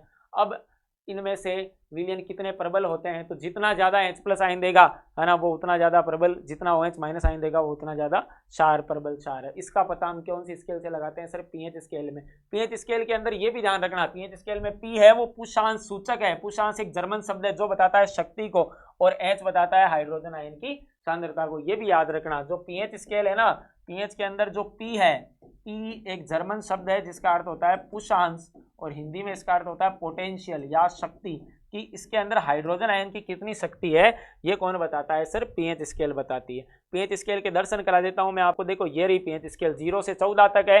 0 से 7 के बीच में तो अम्लीय प्रवृत्ति है, H+ दे रखा है। 7 से 14 के बीच में OH है, यहाँ से यहाँ तक जाओगे बढ़ती हुई अम्लीय प्रवृत्ति, और अगर इधर जाओगे तो घटती हुई अम्लीय प्रवृत्ति है, इधर आओगे तो बढ़ती हुई अम्लीय प्रवृत्ति है। ये मैंने आपको समझा दिया ये कैसे होता है। ठीक है, उसके बाद में किसका pH कितना है वो भी मैंने आपको बोलकर बता दिया अभी। ठीक है, और इसके बाद के अंदर अपन देखेंगे नीचे क्या, अब हमारा आएगा लवण परिवार, और ये देख लिया आपने दैनिक जीवन में महत्व है। 0 से 7 से 7.8 के बीच में हमारा शरीर काम करेगा। ठीक है, इसके अलावा एक चीज और याद रखना, शुक्र ग्रह का वायुमंडल कौन से अम्ल के कारण है वो पीले रंग के बादल दिखाई देते हैं, तो सल्फ्यूरिक अम्ल के कारण है वो शुक्र का जो वातावरण है वो कैसा दिखाई देता है, पीला दिखाई देता है। ये आप याद रखें, ये छोटे छोटे जो सवाल है वो कभी कभी पेपर ऐसे, बगीचे की मिट्टी जो मैंने खेत की मिट्टी बताई अभी है ना, कि आदर्श अगर आपको प्राप्त करना है तो कितनी pH होनी चाहिए, pH की वैल्यू यहाँ पर दे नहीं रखी है वो मैंने आपको बता दी है ना, लेकिन वो अच्छी फसल के लेने के लिए pH होना अच्छी जरूरी है। ठीक है, इसके अलावा नीचे और क्या आया, हमारे पाचन तंत्र का pH है वो HCl के कारण होता है। दांतों का शेप 5.5 से अगर मुंह का pH कम हो जाएगा, दांतों का इनेमल कैल्शियम फॉस्फेट का बना होता है। ठीक है, ये भी याद रखें आप। और पशुओं और पौधों से उत्पन्न रसायन, ये अभी मधुमक्खी ने डंक मारा या नेटल का पौधा है तो आप बेकिंग सोडा लगाओ, ठीक है, तैयार हो जाओगे। प्रकृति उदासीनीकरण विकल्प देती है, यहाँ से कोई मतलब नहीं है, ये नेटल का पौधा छूता है तब मैंने आपको बता ही दिया। अब ये सुने आप है ना, किसमें कौन सा अम्ल होता है ना, इसका आप स्क्रीनशॉट लें, ये आपसे सवाल बनता है कई बार। देखो जो सिरका है, सिरके में अम्ल होता है एसिटिक, संतरे के अंदर सिट्रिक, इमली के अंदर टार्ट्रिक अम्ल होता है, टमाटर में ऑक्जेलिक अम्ल होता है, खट्टे दूध में लैक्टिक अम्ल होता है, दूध या दही में है ना, नींबू के अंदर सिट्रिक अम्ल होता है, चींटी के डंक में मेथेनोइक या फिर फॉर्मिक, मेथेनोइक या फॉर्मिक एक ही बात है ध्यान रखना। और नेटल के डंक में भी सेम होता है, चींटी के डंक और नेटल के डंक में सेम अम्ल पाया जाता है, मेथेनोइक या फॉर्मिक। एसिटिक अम्ल ये किस में पाया जाता है, सिरके में। एसिटिक बोलो चाहे एथेनोइक बोलो एक ही बात है ना, एसिटिक अम्ल या एथेनोइक अम्ल दोनों सेम चीज है। ठीक है, अब आगे चलते हैं, ये प्रश्न पूछे गए ये आपसे हो जाएंगे। अब लवण क्या होते हैं है ना, लवण परिवार की बात करते हैं अपन। तो लवण परिवार के लिए अपन सबसे पहले बढ़ते हैं हमारी वापस स्क्रीन की तरफ। देखो लवण क्या होता है, सुनना इधर। अब बात करेंगे अपन लवण की, और ये चैप्टर का लास्ट पोर्शन है, फिर आपका चैप्टर यहाँ पर समाप्त हो जाएगा। ठीक है, तो बने रहे हमारे साथ, नोट्स बनाते रहें, जो मैं बता रहा हूँ इससे बाहर कुछ भी नहीं जाएगा, ये मेरी गारंटी है। लवण परिवार है ना, पहले चैप्टर को आपने पूरी तरह कंप्लीट कर लिया होगा, उसके नोट्स बना लें साथ के साथ, एनसीईआरटी रीड करते रहें, आपका पूरा चैप्टर एकदम क्रीम हो जाएगा। लवण परिवार क्या होता है, देखो लवण का मतलब क्या होता है कि जब कोई अम्ल और क्षार आपस में अभिक्रिया करते हैं, जैसे मान लो अम्ल है उसने किसी क्षार के साथ अभिक्रिया कर ली, तो वो क्या बनाएगा सर, वो बनाएगा लवण प्लस जल बनाएगा। कहने का मतलब है यदि आप एक अम्ल और क्षार की अभिक्रिया कराओगे तब आपको क्या मिलेगा, लवण मिलेगा। ठीक है, अब लवण कितने प्रकार के होते हैं, लवण को इंग्लिश में बोलते हैं साल्ट है ना, तो यहाँ पर अपन देखेंगे क्या, लवण के प्रकार। लवण 3 प्रकार के होते हैं, कौन कौन से होते हैं, देखो इधर तीनों के नाम लिख देता हूँ एक बार में, कौन कौन से होते हैं। सबसे पहला कौन सा होता है सर, अम्लीय लवण। दूसरा कौन सा होता है सर? दूसरा होता है क्षारीय लवण। और तीसरा कौन सा होता है सर? तीसरा होता है आपके पास में उदासीन लवण। ठीक है, अम्लीय लवण का मतलब क्या कि इसके अंदर प्रबल अम्ल होना चाहिए। प्रबल अम्ल के उदाहरण मैं आपको बता देता हूं, HCl, H2SO4 और HNO3। सॉरी, प्लस का चिन्ह मैंने यहाँ पे नहीं लगाना था, यहाँ पे कॉमा लगा रहा हूँ मैं। ये सारे के सारे कैसे अम्ल होते हैं? प्रबल अम्ल होते हैं, है ना। हाइड्रोक्लोरिक अम्ल, सल्फ्यूरिक अम्ल और नाइट्रिक अम्ल, ये प्रबल अम्ल होते हैं। प्लस में साथ में क्या होना चाहिए? दुर्बल क्षार होना चाहिए। दुर्बल क्षार में आप याद रखें अमोनियम हाइड्रोक्साइड, है ना। अगर ये रहेगा तो जो लवण कहलाएगा वो कौन सा लवण कहलाएगा सर? अम्लीय लवण कहलाएगा। क्षारीय लवण की अगर मैं बात करूं, क्षारीय लवण क्या होता है? जो नाम है उसको प्रबल कर दो। क्षारीय लवण है तो प्रबल क्या रहेगा सर? प्रबल क्षार रहेगा। प्रबल क्षार के अंदर आप एग्जाम्पल याद रखना, sodium hydroxide, magnesium hydroxide, calcium hydroxide, ये सब प्रबल क्षार होते हैं। और इनके साथ में आप क्या मिला दो सर? दुर्बल अम्ल मिला दो। दुर्बल अम्ल के अंदर आपको याद रखना एक तो मेथेनोइक HCOOH और एक एथेनोइक अम्ल CH3COOH। ये मेथेनोइक या फॉर्मिक होता है, ये एसिटिक या एथेनोइक अम्ल होता है। मेथेनोइक या फॉर्मिक अम्ल है वो चींटी के डंक में नेटल के पौधे के अंदर पाया जाता है। उदासीन लवण है, उदासीन लवण के अंदर दोनों ही प्रबल कर दो, प्रबल अम्ल प्लस में प्रबल क्षार, या फिर दोनों दुर्बल कर दो तो भी क्या बन जाएगा? उदासीन बन जाएगा। तो आपसे सवाल पूछे कि यदि एक प्रबल अम्ल और दुर्बल क्षार को मिलाए तो कौन सा लवण प्राप्त होगा सर? अम्लीय लवण। यदि आप प्रबल क्षार और दुर्बल अम्ल को मिलाओगे तो क्षारीय लवण, दोनों प्रबल है तो उदासीन लवण। ये तीन प्रकार के क्या होते हैं? लवण होते हैं। अब हमारी एनसीईआरटी के अंदर कौन कौन से लवण दे रखे हैं, है ना। देखो हमारी एनसीईआरटी के अंदर सबसे पहले दे रखा है साधारण नमक, है ना। साधारण नमक क्या होता है भाई? साधारण नमक का मतलब क्या कि NaCl, है ना। अब NaCl क्या करता है? NaCl के क्या क्या यूज होते हैं, NaCl को कहाँ कहाँ काम में लेते हैं, देखते हैं पहले एनसीईआरटी को। पहले आप ये लवण देखें एक बार। अब देखो यहाँ पर हमारी एनसीईआरटी में क्या है? लवणों का पीएच, है ना। तो यहाँ पर साधारण नमक से रसायन, है ना, ये बोल रहा है साधारण नमक से रसायन। ये गांधी जी ने दांडी यात्रा की थी उसकी तस्वीर है यहाँ पर। आप जानते हैं कि हाइड्रोक्लोरिक अम्ल और सोडियम हाइड्रोक्साइड के विलयन की अभिक्रिया से उत्पन्न लवण को सोडियम क्लोराइड कहते हैं। देखो नमक कैसे बनाते हैं? नमक बनाने के लिए आपको क्या करना है? देखो सबसे पहले अपन एनसीईआरटी की बात करें तो एनसीईआरटी ने सबसे पहला जो लवण है वो कौन सा लिया है सर? यहाँ पर साधारण नमक लिया है। क्या लिया है? साधारण नमक। साधारण नमक का सूत्र होता है सर, याद रखना, NaCl। तो इसका रासायनिक नाम क्या हो जाएगा? इसका नाम हो जाएगा सर सोडियम क्लोराइड। क्या नाम हो जाएगा सर? सोडियम क्लोराइड हो जाएगा। अब एनसीईआरटी बोलती है कि इसको बना के बताओ, तो अभी बना के बताया था उदासीनीकरण अभिक्रिया के अंदर कि यदि मैं HCl और NaOH, हाइड्रोक्लोरिक अम्ल और सोडियम हाइड्रोक्साइड की अभिक्रिया करवाऊं तो यहाँ से Na के साथ में कौन जुड़ जाएगा सर? Cl जुड़ जाएगा, NaCl, और साथ में क्या बाहर निकल जाएगा? H2O। सर यही क्या है? यही हमारे पास में यहाँ पर क्या है? साधारण नमक है ना। साधारण नमक, या इसको क्या बोलते हैं सर? टेबल साल्ट बोलते हैं।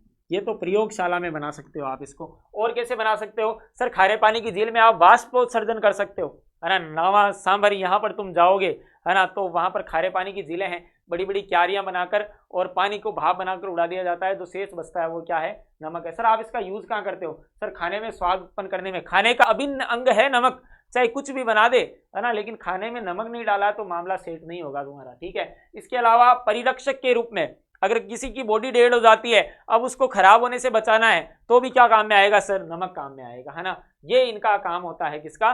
नमक का काम होता है। तो यूज क्या है और कैसे बना सकते हैं? वो वाष्पोत्सर्जन से बना सकते हैं, वो मैंने आपको बता दिया। यूज क्या क्या है नमक के? सर यूज के अंदर अपन लिख देंगे एक तो क्या? भोजन का अभिन्न अंग। भाई इसके बिना खाने का स्वाद है वो अधूरा है, याद रखना। इसके अलावा और इसको किसके रूप में लेते हैं अपन?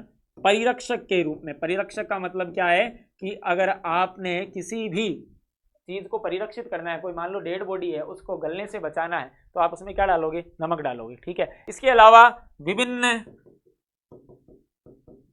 यौगिकों के निर्माण में, विभिन्न यौगिक कौन कौन से सर? विभिन्न यौगिक बहुत सारे, NaOH हो गया, Na2CO3 हो गया, इन सब के लिए कौन काम में आता है सर? साधारण नमक काम में आता है। तो अब वो यौगिक बनाएंगे हम जो किससे बनते हैं? नमक से बनते हैं। नमक कैसे बनता है वो आपने देख लिया, है ना। ठीक है, ये एक अभी जो छावा मूवी आई थी उसमें लिखा था ना, तुम चंदन हो मित्र नमक नहीं, है ना। तो यहाँ पर देखो ये ऐसे बोल रहा है, ऐसे करना है। गांधी जी ने नमक के लिए दांडी यात्रा की थी, एक बच्चा लकड़ी लेके गांधी जी के आगे चल रहा है ना। साधारण नमक रसायनों का कच्चा पदार्थ है, ये सभी रसायन इससे बनाए जाते हैं। कौन कौन से? Sodium hydroxide, baking soda, washing soda, विरंजक चूर्ण, ये सब आप किससे बना सकते हो? ये सब हम किससे बनाते हैं सर? नमक से बनाते हैं, ठीक है ना। ये आपको दिखाई दे रहा होगा। अब इसके अलावा अब कौन कौन से बना सकते हैं अपन? सबसे पहला क्या बनाते हैं sir? Sodium hydroxide. Sodium hydroxide का सूत्र क्या होता है सर? NaOH होता है। क्या होता है सर? NaOH, sodium hydroxide. इसको कैसे बनाते हैं? इसको बनाने के लिए अपन बढ़ते हैं हमारी स्लाइड की तरफ, वहां आपको अच्छे से समझ में आएगा, फिर एनसीईआरटी दिखाएंगे आपको। तो अब कौन कौन से लवण बना रहे हैं अपन, उनके बारे में बात करें तो सबसे पहले है NaOH। इसका रासायनिक नाम क्या है sir? Sodium hydroxide. Sodium hydroxide, है ना। इसको कैसे बनाते हैं? तो इसको बनाने के लिए सबसे इंपॉर्टेंट अभिक्रिया है, वो याद रखना आप। कौन सी अभिक्रिया द्वारा इसका निर्माण होता है?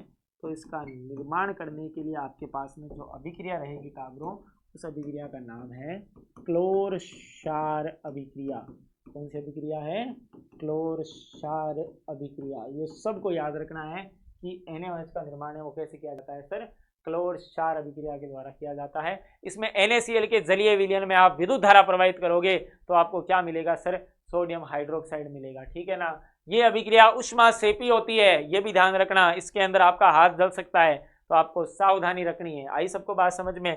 अब देखो ये क्लोर क्षार अभिक्रिया होती क्या है? क्लोर क्षार अभिक्रिया ये होती है, इसकी परिभाषा में लिख देता हूं कि सोडियम क्लोराइड के,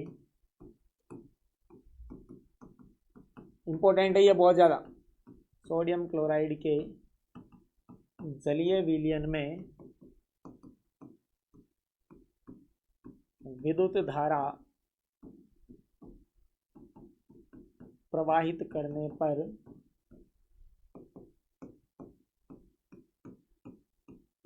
NaOH, क्लोरीन तथा हाइड्रोजन गैस प्राप्त होती है। यही कौन सी अभिक्रिया है सर? क्लोर क्षार अभिक्रिया है। देखो सोडियम क्लोराइड NaCl, जलीय विलयन मतलब साथ में H2O, तीर के निशान के ऊपर पहले चैप्टर में मैंने बताया था विद्युत धारा प्रवाहित करनी है, तो तीर के निशान के ऊपर क्या लिख दो? विद्युत लिख दो। क्या बन जाएगा सर? NaOH बन जाएगा, प्लस में Cl2 और प्लस में कौन सी गैस बन जाएगी? H2 बन जाएगी। समीकरण संतुलित आपको करके लिखना है, ये मैंने आपको भली बात ही सिखा रखा है, ठीक है। अब इसका डायग्राम दे रखा है हमारी एनसीईआरटी के अंदर, है ना।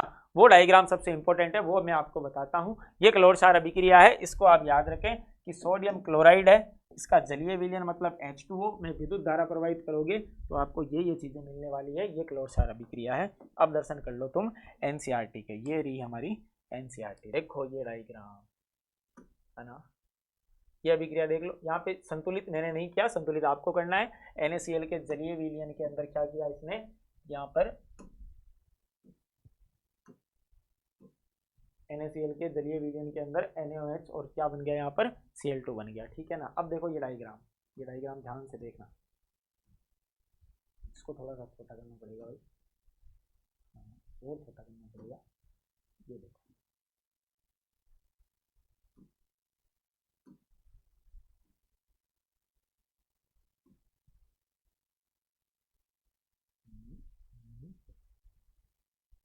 अब ठीक है, देखना इधर।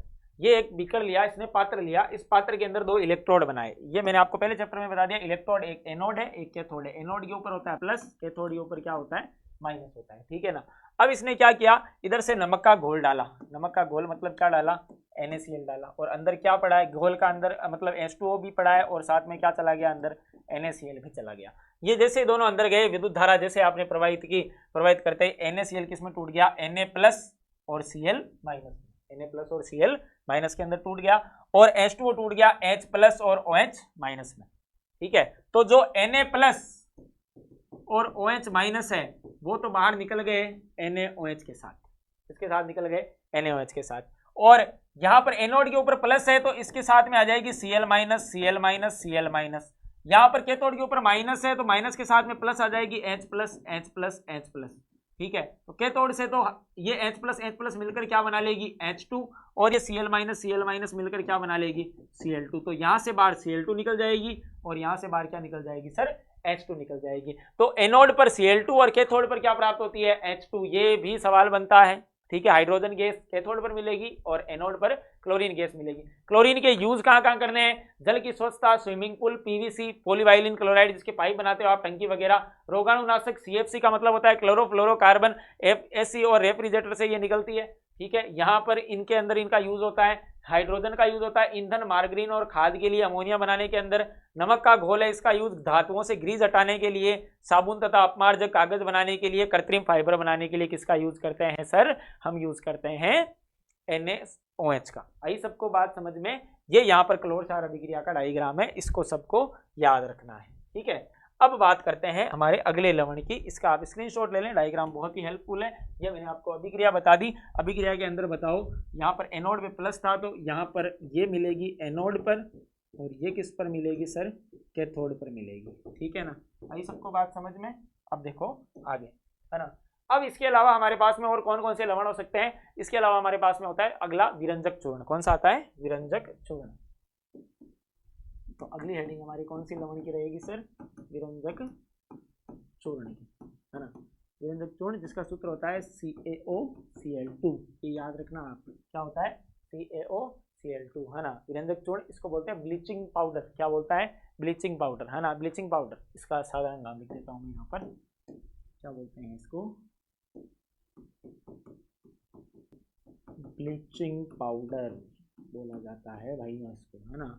इसका निर्माण कैसे करना है, इसका निर्माण करने के लिए आपको क्लोरीन गैस काम में लेनी है। कौन सी गैस काम में लेनी है सर, क्लोरीन गैस काम में लेनी है। ये क्या करना है आपको, जो बुझा हुआ चूना है, बुझा हुआ चूना मतलब CaOH का होल ट्वाइस, अगर उसमें से आप क्लोरीन गैस प्रोवाइड करोगे तो आपको विरंजक चूर्ण मिल जाएगा, जिसका सूत्र होता है CaOCl2। तो कैसे प्राप्त करते हैं, एक बार थ्योरी लिख देता हूं मैं आपके लिए यहाँ पर, कि बुझे हुए चूने में से कौन सी गैस प्रवाहित करनी है सर, क्लोरीन गैस प्रवाहित करने पर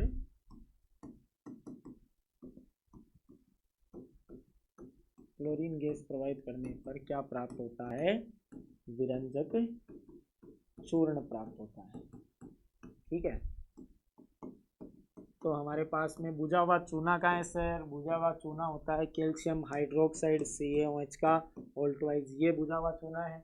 इसके अंदर से कौन सी गैस प्राप्त करनी है, क्लोरीन गैस प्रवाहित करनी है। क्लोरीन गैस को तुम जैसे प्रवाहित करोगे तो यहाँ पर बन जाएगा CaOCl2। ये है हमारे पास में क्या, विरंजक चूर्ण, और साथ में क्या निकल जाएगा बाहर, H2O। भौतिक अवस्थाएं आप लगा लें इनकी सबकी, भाई ये जलीय विलयन है क्योंकि ये बुझा हुआ है, ये गैस है ना। उसके बाद में ये भी जलीय विलयन होगा, विरंजक चूर्ण भी, और यहाँ पर क्या है ये H2O, ये लिक्विड हो जाएगा, है ना। तो ये हमें यहाँ पर क्या मिल गया सर, ये मिल गया हमें विरंजक चूर्ण मिल गया। आई सबको बात समझ में। ये हमारे पास में क्या है सर, विरंजक चूर्ण है, ठीक है।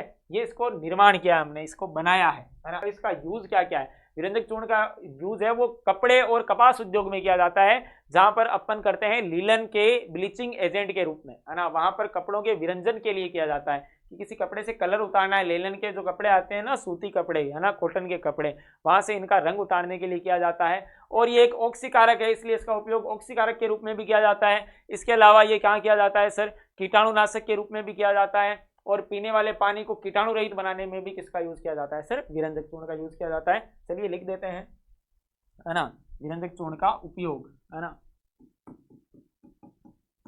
विरंजक चूर्ण के का उपयोग, कहाँ उपयोग किया जाता है बताओ। अभी अभी मैंने आपको बताया, देखो कहाँ करते हैं। एक तो अपन कर सकते हैं इसका उपयोग कपड़ा उद्योग के अंदर कर सकते हैं, कपास और लीलन के कपड़ों में क्या करते हैं अपन, ब्लीचिंग एजेंट के रूप में करते हैं, ठीक है। तो यहाँ पर किस किस के रूप में करते हैं, एक तो अपन कपड़ा उद्योग में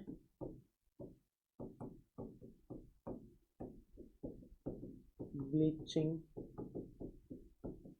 एजेंट के रूप में, है ना। ब्लीचिंग एजेंट का मतलब यहाँ पर साफ कपड़ों के विरंजन के लिए, विरंजन का मतलब क्या होता है, उनको रंग रहित करने के लिए, कोई कलर लग जाए ना उसको हटाने के लिए किसका उपयोग किया जाता है, विरंजक चूर्ण का उपयोग किया जाता है। इसके अलावा यह क्या होता है, प्रबल ऑक्सीकारक होता है। क्या होता है ये, प्रबल ऑक्सीकारक होता है, इसीलिए इसका उपयोग है वो कई उद्योगों में किसके रूप में किया जाता है, ऑक्सीकारक के रूप में किया जाता है। ऑक्सीकारक के रूप में अपन उसका यूज कर सकते हैं। इसके अलावा पीने वाले पानी को कीटाणु रहित करने में, पीने वाले पानी को कीटाणु रहित करना है आपको, तो आपको क्या काम में लेना है सर, विरंजक चूर्ण काम में लेना है, कीटाणुनाशक। ये इसका मतलब एनसीईआरटी नाम लिखती है कि ये एज ए कीटाणुनाशक आपको यूज में करना होता है। ये इसके क्या है उपयोग है, एनसीईआरटी अभी और पढ़ा दूंगा मैं आपको कि विरंजक चूर्ण के क्या क्या उपयोग है। तो इनका लकड़ी के मज्जा, लॉन्ड्री में साफ कपड़ों के विरंजन के लिए, भाई जैसे अपन कपड़े देते हैं धोबी को धोने के लिए, तो वो धोता है तो वो विरंजक चूर्ण का यूज करता है, ब्लीचिंग पाउडर का यूज करता है, जिससे क्या हो कि जो कलर लगा है वो क्या हो जाए, साफ हो जाए, है ना। तो ये इसका यूज हो गया। अगला हमारे पास में क्या है सर, अगला है हमारे पास में बेकिंग सोडा, है ना। बेकिंग सोडा अब आया ना, बाटी वाला, चूरमे दाल बाटी, हम बाटी के अंदर जो सोडा मिलाते हैं वो सोडा कौन सा सोडा है सर, बेकिंग सोडा, है ना। बेकिंग सोडे को आप कैसे बनाओगे, ठीक है। बेकिंग सोडे का फॉर्मूला क्या होता है सर, बेकिंग सोडे का फॉर्मूला होता है NaHCO3, है ना। इसको आपको बनाना है तो सोडियम बाइकार्बोनेट बोलते हैं इसको, या सोडियम हाइड्रोजन कार्बोनेट बोलते हैं, या बेकिंग सोडा बोलता है। ये सोडा के बाइकार्बोनेट के रूप में भी जाना जाता है, इसको क्या बोलते हैं, और सोडा का बाइकार्बोनेट बोला जाता है, ठीक है ना। NaHCO3 को सोडियम हाइड्रोजन कार्बोनेट, ये ध्यान रखना, ये इसका IUPAC नाम है, इसके लिए इसको भी जाना जाता है, ठीक है। और अब इसको अपन बनाते हैं तो सबसे पहले देखो, जो बेकिंग सोडा है, बेकिंग सोडे का जो रासायनिक नाम क्या है भाई, रासायनिक नाम क्या है, NaCO3 को क्या बोलते हैं, इसका रासायनिक नाम जानेंगे अपन। तो रासायनिक नाम हो जाएगा इसका सोडियम हाइड्रोजन कार्बोनेट। क्या बोलते हैं भाई बच्चों, सोडियम हाइड्रोजन कार्बोनेट। दिख रहा है Na सोडियम हाइड्रोजन और CO3 का मतलब क्या हो जाएगा, कार्बोनेट हो जाएगा। बनाना कैसा है, तो बनाने के लिए आपको क्या करना है, चूना के जो चूना पत्थर है, चूना पत्थर का मतलब संगमरमर CaCO3 को आप गर्म करोगे, क्या करोगे, गर्म करोगे, और उसके साथ में क्या मिलाओगे आप, उसके साथ में आपको मिलाना है, एक तो ऐसे कर सकते हो आप, और इसके अलावा आप NaCl के साथ में NH3 मिलाकर और CO2 और क्या मिलाना है, H2। देखो क्या क्या मिलाना है आपको, कि जो NaCl है ना, निर्माण कैसे करना है इसका, तो निर्माण करने के लिए मैं आपके सामने समीकरण लिख देता हूँ। निर्माण करने के लिए हमारे पास में सर NaCl मतलब सोडियम क्लोराइड। मैंने अभी आपको क्या बताया था कि सोडियम क्लोराइड है वो कई यौगिकों के निर्माण में काम में आता है, आया यहाँ पर काम में, एक तो अभी NaOH बनाया था, एक यहाँ पे बना दिया। इसके साथ में आपको मिलाना है NH3, ये अमोनिया होता है, क्या होता है सर, अमोनिया होता है। इसके साथ में आपको क्या मिलानी है सर, CO2, और साथ में क्या मिलाना है सर, H2, पानी मिलाना है ना, कि द्रव अमोनिया, ये NH3 और H2 द्रव अमोनिया हो गया। इसके साथ में CO2 गैस प्रोवाइड करनी है, तो आपको क्या मिल जाएगा सर, यहाँ पर NaHCO3 मिल जाएगा। ये अगर चीज़ें आपने प्रोवाइड कर दी तो आपको ये मिल जाएगा। इसके अलावा आपको मिल जाएगा सर NH4Cl। जो NH4Cl होता है ना, इसको बोलते हैं सर नौसादर। क्या बोलते हैं इसको बोलते हैं नौसादर। ये नाम याद रखना आप, ये नौसादर मिलेगा यहाँ पर, और यहाँ पर हमें क्या मिल जाएगा सर, बेकिंग सोडा मिल जाएगा। क्या मिल जाएगा, बेकिंग सोडा, ठीक है। छोड़िए लिखने की आवश्यकता नहीं है, सीधा सीधा समझ जाओगे। सोडियम क्लोराइड में द्रव अमोनिया और CO2 गैस प्रोवाइड करने पर आपको बेकिंग सोडा और क्या मिल जाए, नौसादर मिलता है, ठीक है। अब इसका उपयोग कहाँ करते हैं सर, इसका उपयोग करते हैं बेकिंग पाउडर बनाने में, जो बेकिंग पाउडर होता है जिसको अपन खाने बनाने में काम में लेते हैं वहाँ पर, और टार्टरिक अम्ल जैसा खट्टापन, है ना, थोड़ा सा खट्टापन देने के लिए भी इसका उपयोग करते हैं। या फिर आपको मान लो कि बेकिंग सोडे और टार्टरिक अम्ल को अगर आप मिला दो, है ना, बेकिंग सोडे और टार्टरिक अम्ल को इसको मिला दिया जाता है। देखो बेकिंग पाउडर कैसे बनता है, बेकिंग पाउडर बनाना है आपको, तो बेकिंग पाउडर बनाने के लिए क्या क्या मिलाना पड़ेगा आपको ध्यान रखना। एक तो क्या मिलाना है, बेकिंग सोडा, ये जो आपने बनाया है, इसके साथ में आपको हल्का सा खट्टा अम्ल क्या मिला दो, टार्टरिक अम्ल। कौन सा अम्ल मिला दो, टार्टरिक अम्ल, तो आपके पास में बेकिंग पाउडर बनके तैयार हो जाएगा। तो बेकिंग पाउडर बनाने के लिए बेकिंग सोडे में कौन सा अम्ल मिलाते हैं, टार्टरिक अम्ल मिलाया जाता है। आई सबको बात समझ में। और यदि आपने बेकिंग सोडे को गर्म किया, क्या किया, गर्म किया, तो आपको अम्ल का सोडियम लवण मिल जाएगा। ये मैं आपको क्या करवाऊंगा, एनसीईआरटी के दर्शन के अंदर करवाऊंगा। आई सबको बात समझ में। और इस अभिक्रिया में जो CO2 गैस आई, CO2 गैस कौन सी, देखना इधर, ये देखो यहाँ पर, अगर आपने क्या किया, बेकिंग सोडा है वो आपने गर्म किया, तो बेकिंग सोडा गर्म किया तो मान लो ये है बेकिंग सोडा NaHCO3, ठीक है। इसको गर्म किया तो गर्म करने पर यहाँ पर H+ लगा देता हूँ मैं, और ये आपने गर्म करने के लिए मैंने यहाँ पर क्या लगा दिया, तीर का निशान लगा दिया। ये किस में H+ क्या बताता है कि यहाँ पर कोई अम्ल के साथ में आपने इसको गर्म किया है। भाई मैंने बोला ना अभी टार्टरिक अम्ल, तो जो अम्ल क्या होता है जो H+ देता है, ये चैप्टर के शुरुआत में अपन ने बात की। तो यहाँ से क्या बनेगा CO2 + H2O, और साथ में क्या बनेगा अम्ल का सोडियम लवण। ये कोई भी लवण बन जाएगा, इससे अभी हमें लेना देना नहीं है। लेकिन यहाँ पर इस अभिक्रिया में, इस अभिक्रिया के अंदर क्या निकली, ये उत्सर्जित कार्बन डाइऑक्साइड जो गैस निकली ना, इसका उपयोग होता है। देखो पाव रोटी, केक, ये सब फूलते हैं ना, इडली डोसा आप बनाते हो, तो यहाँ से जो जैसे आपने डोसा बनाना, इडली बनाना, तो आप उसके अंदर बेकिंग सोडा डालते हो, बेकिंग पाउडर डालते हो। क्यों डालते हो? क्योंकि वो गर्म होगा तो कौन सी गैस निकलेगी, CO2, जिससे आपकी केक फूल जाएगा, पाव रोटी फूल जाएगी। इन सब के अंदर ये काम में आता है। तो उत्सर्जित CO2 का उपयोग है वो पाव रोटी है ना, खमीर, केक का जो खमीर होता है ना, इडली बनाने में किया जाता है। इन सबको फुलाव, इसके अंदर जो फुलाव आता है ना कि ये बड़ी हो जाती है साइज में, तो इसके अंदर आप इसको तोड़ कर देखोगे तो आपको छोटे छोटे दाने दिखाई देंगे। उन दानों से कौन होकर गुजरा है सर? उनसे CO2 होकर गुजरा है ना। इनमें उभार आता है, वो किसकी वजह से आता है? CO2 की वजह से आता है। तो ये भी एक यूज़ है इसका। इसके अलावा आप इसको सोडियम हाइड्रोजन कार्बोनेट को या इसको एंटी एसिड के रूप में काम में ले सकते हो। एंटी एसिड का मतलब है अगर आपको अपच हो गई है ना, आपको एसिडिटी हो गई, तो आप इसके अंदर जो आप क्या खा सकते हो, बेकिंग पाउडर खा सकते हो, जिससे आपकी एसिडिटी क्या हो जाती है, खत्म हो जाती है। आपकी अम्ल की अधिकता को ये क्या कर देगा, उदासीन कर देगा, क्योंकि ये क्षारीय होता है। जो बेकिंग सोडा होता है वो कैसा होता है सर? ये क्षारीय होता है।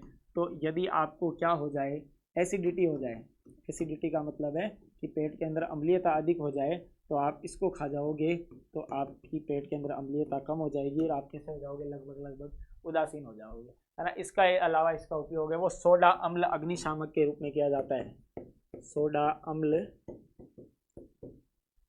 अग्निशामक के रूप में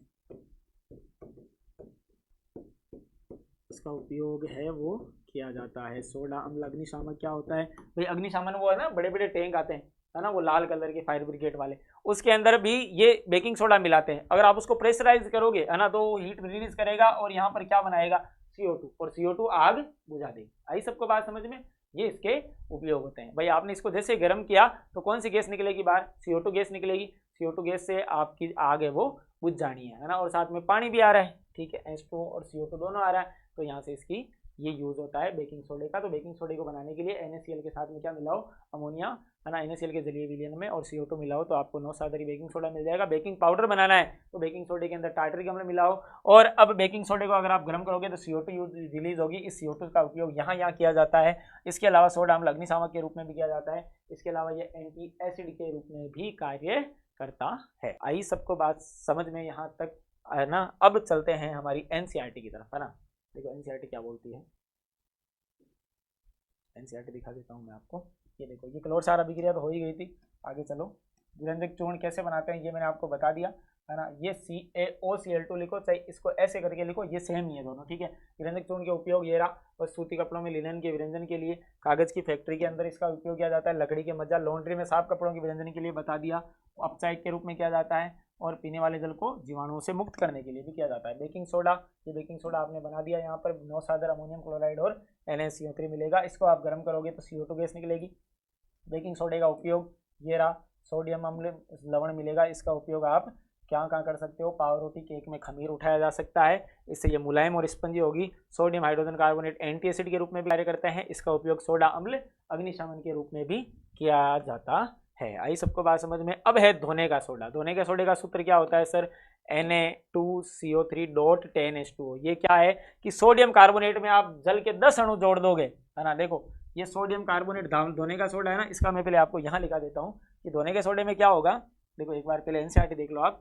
धोने के सोडे के अंदर आपने 10 H2O मिला दिए तो ये क्रिस्टल का जल होगा। ये क्या होता है अभी आपको मैं बताता हूँ। इसके उपयोग देख लो आप। इसका उपयोग है कांच, साबुन और कागज उद्योग में किया जाता है, ठीक है। इसके अलावा इसका उपयोग है बोरेक्स जैसे सोडियम यौगिक के उत्पादन में किया जाता है। इसके अलावा इसका उपयोग घरों में साफ सफाई के लिए किया जाता है। इसके अलावा जल की स्थायी कठोरता को, ये सवाल बनता है भाई कि धावन सोडे का उपयोग कहाँ किया जाता है, जल की स्थायी कठोरता को दूर करने के अंदर किया जाता है, कांच साबुन के अंदर किया जाता है ना। बोरेक्स जैसे कठोर यौगिक होता है बोरेक्स, उसका उत्पादन करने में इसका उपयोग किया जाता है, घरों में साफ सफाई के लिए किया जाता है। चलो इसको नोट में लिखते हैं पहले कि हमारा अगला सोडा है वो कौन सा है, अगला लवण कौन सा है सर, धावन सोडा। कौन सा है सर, धावन सोडा। इसका सूत्र क्या होता है सर, Na2CO3.10H2O। ये डॉट 10H2O क्या बताते हैं, ये जल के अणुओं की निश्चित मात्रा है जो आप किसी भी यौगिक के अंदर जोड़ रहे हो, कि किसी भी यौगिक में जोड़े गए जल के निश्चित अणुओं की मात्रा को एक नाम दिया गया है, क्रिस्टलन का जल। क्या दिया गया है, क्रिस्टलन का जल। तो ये इसको बनाने कैसा है, बनाने के लिए आपको क्या करना पड़ेगा